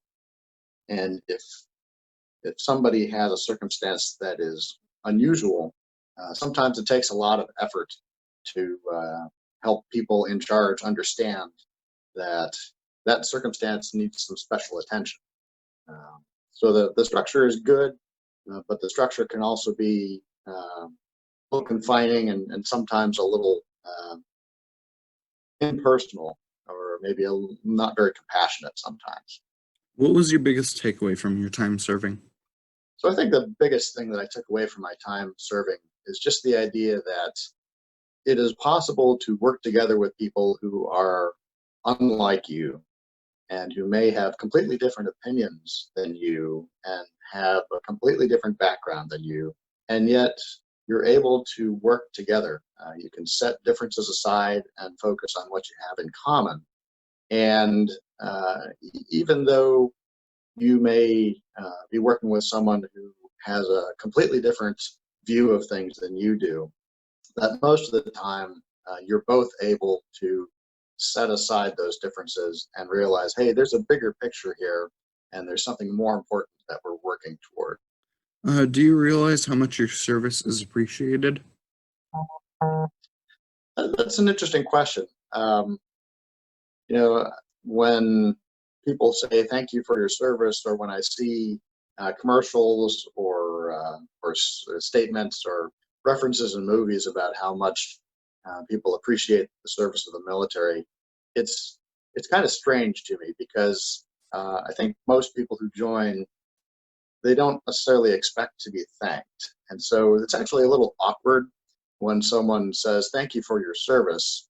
We're not really sure how to respond, because I know for myself, I joined because I wanted to make a difference, and I wanted to help people protect their freedoms, their choices, but I never really expected to be thanked for it.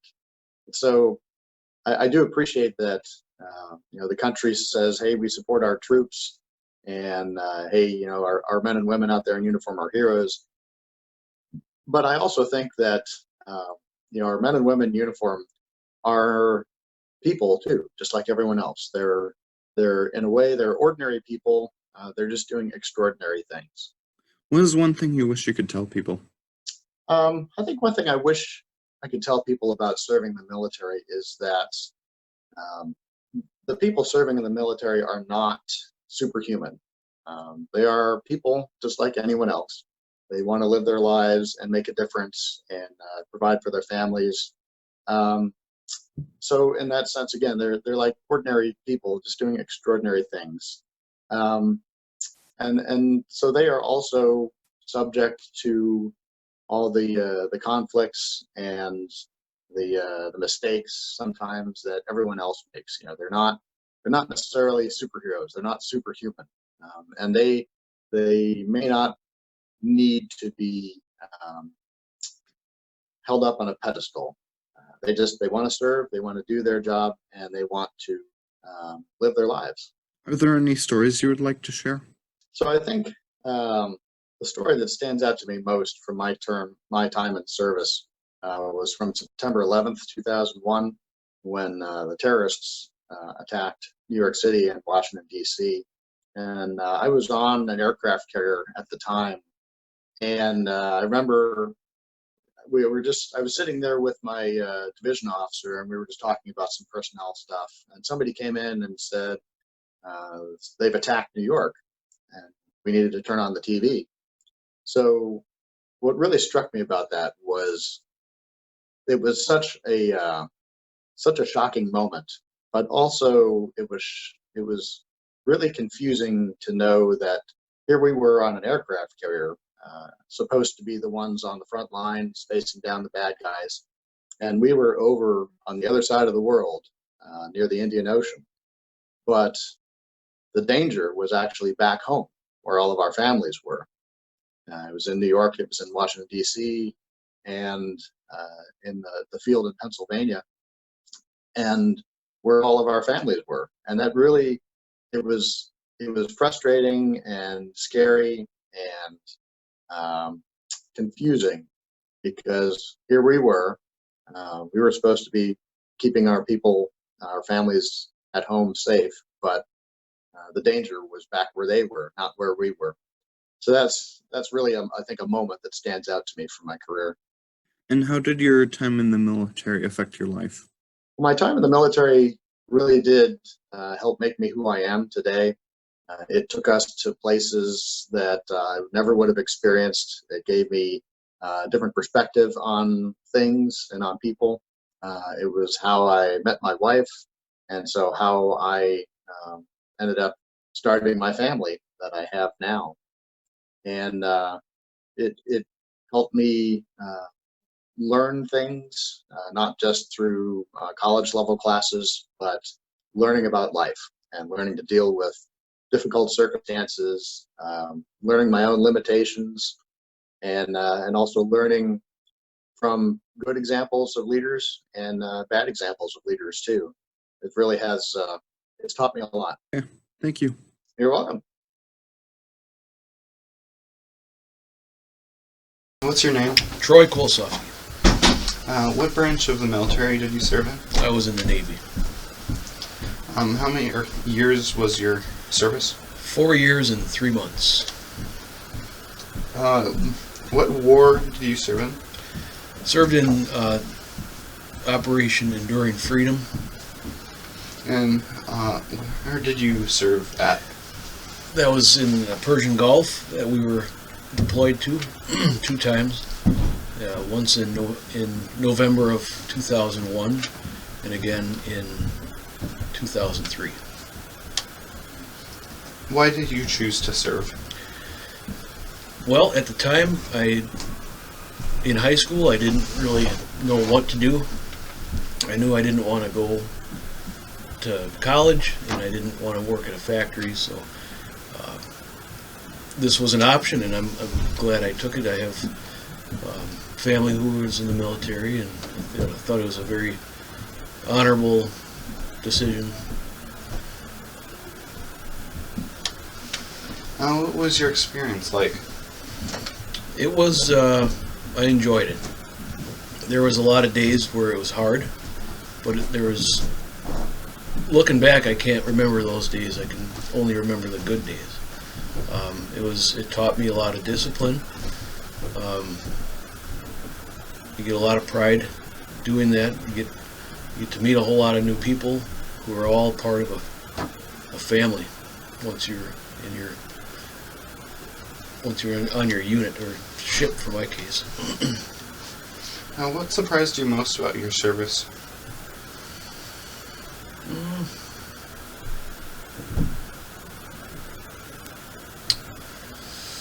I would say the togetherness, how you go in alone, you don't know anybody, and then everyone works together as a team, and they come together as a family. So you have people from all over the country, and you don't know any of them, and then by the end of the day, everyone knows each other, and they work as a team.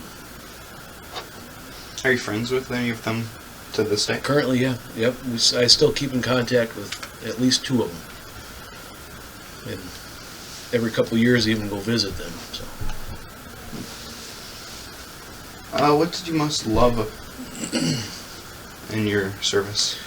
I enjoyed my job a lot.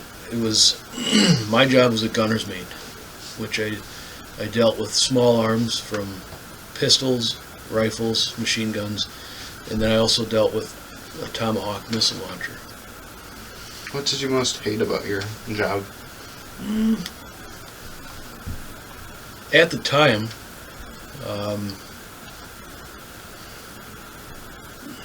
I guess I can't really say that I hated a whole lot, because everything that we did, there's a certain reason to do it.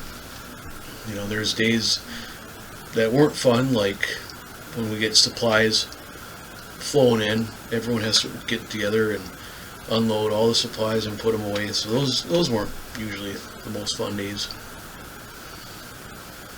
What was the biggest takeaway, positive or negative?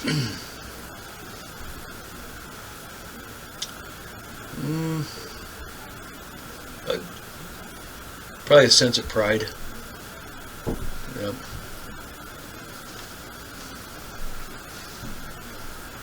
Do you realize how much your service is appreciated? Not really. I mean, I appreciate others more so than I do myself, only because I know that there's a lot of guys before my time, and even now, who have done much more than myself. What is one thing that you could tell people? One thing that I could tell somebody that I wish they knew would be that it's getting into the military. You're not only doing it for yourself, you're doing it for the whole country. You no matter how small of a role you play a role still. So it could mean moving supplies, or it could be pushing the button on a missile launcher. Everything has to be done for a reason, and everyone works in all different parts of either the ship or the squadron or platoon, anything. Everyone has to come together. And so when somebody goes into the military, they may not realize that, but once they're in, you do realize that everyone works together as a team, and they all get it all done. How was your boot camp? It was not enjoyable. but it was necessary. I got down there, and I wasn't expecting the greatest time of my life, but it was they drilled in discipline. So that's I feel boot camp's a necessity. There's a lot of people that everyone has to get on the same page, and that's what they do to you in boot camp. They break you down, and then realize once you're broken down, everyone gets brought back up, and then works well together. Is there anything else that you would like to add? I can't think of anything right now. Okay. Well, thank you. You're welcome.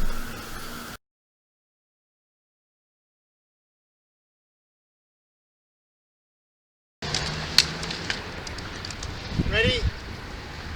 Aim. Fire. Aim. Fire. Aim. Fire. Freeze it. Arms.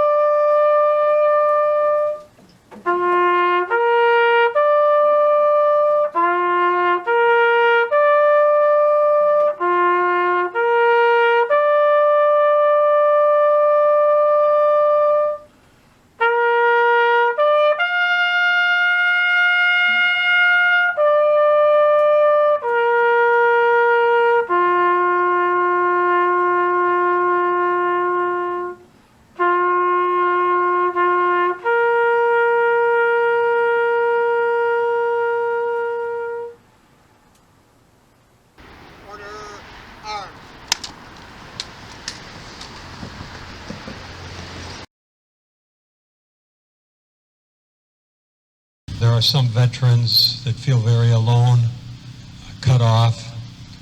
If you know of one, send them an email or call them or invite them for dinner.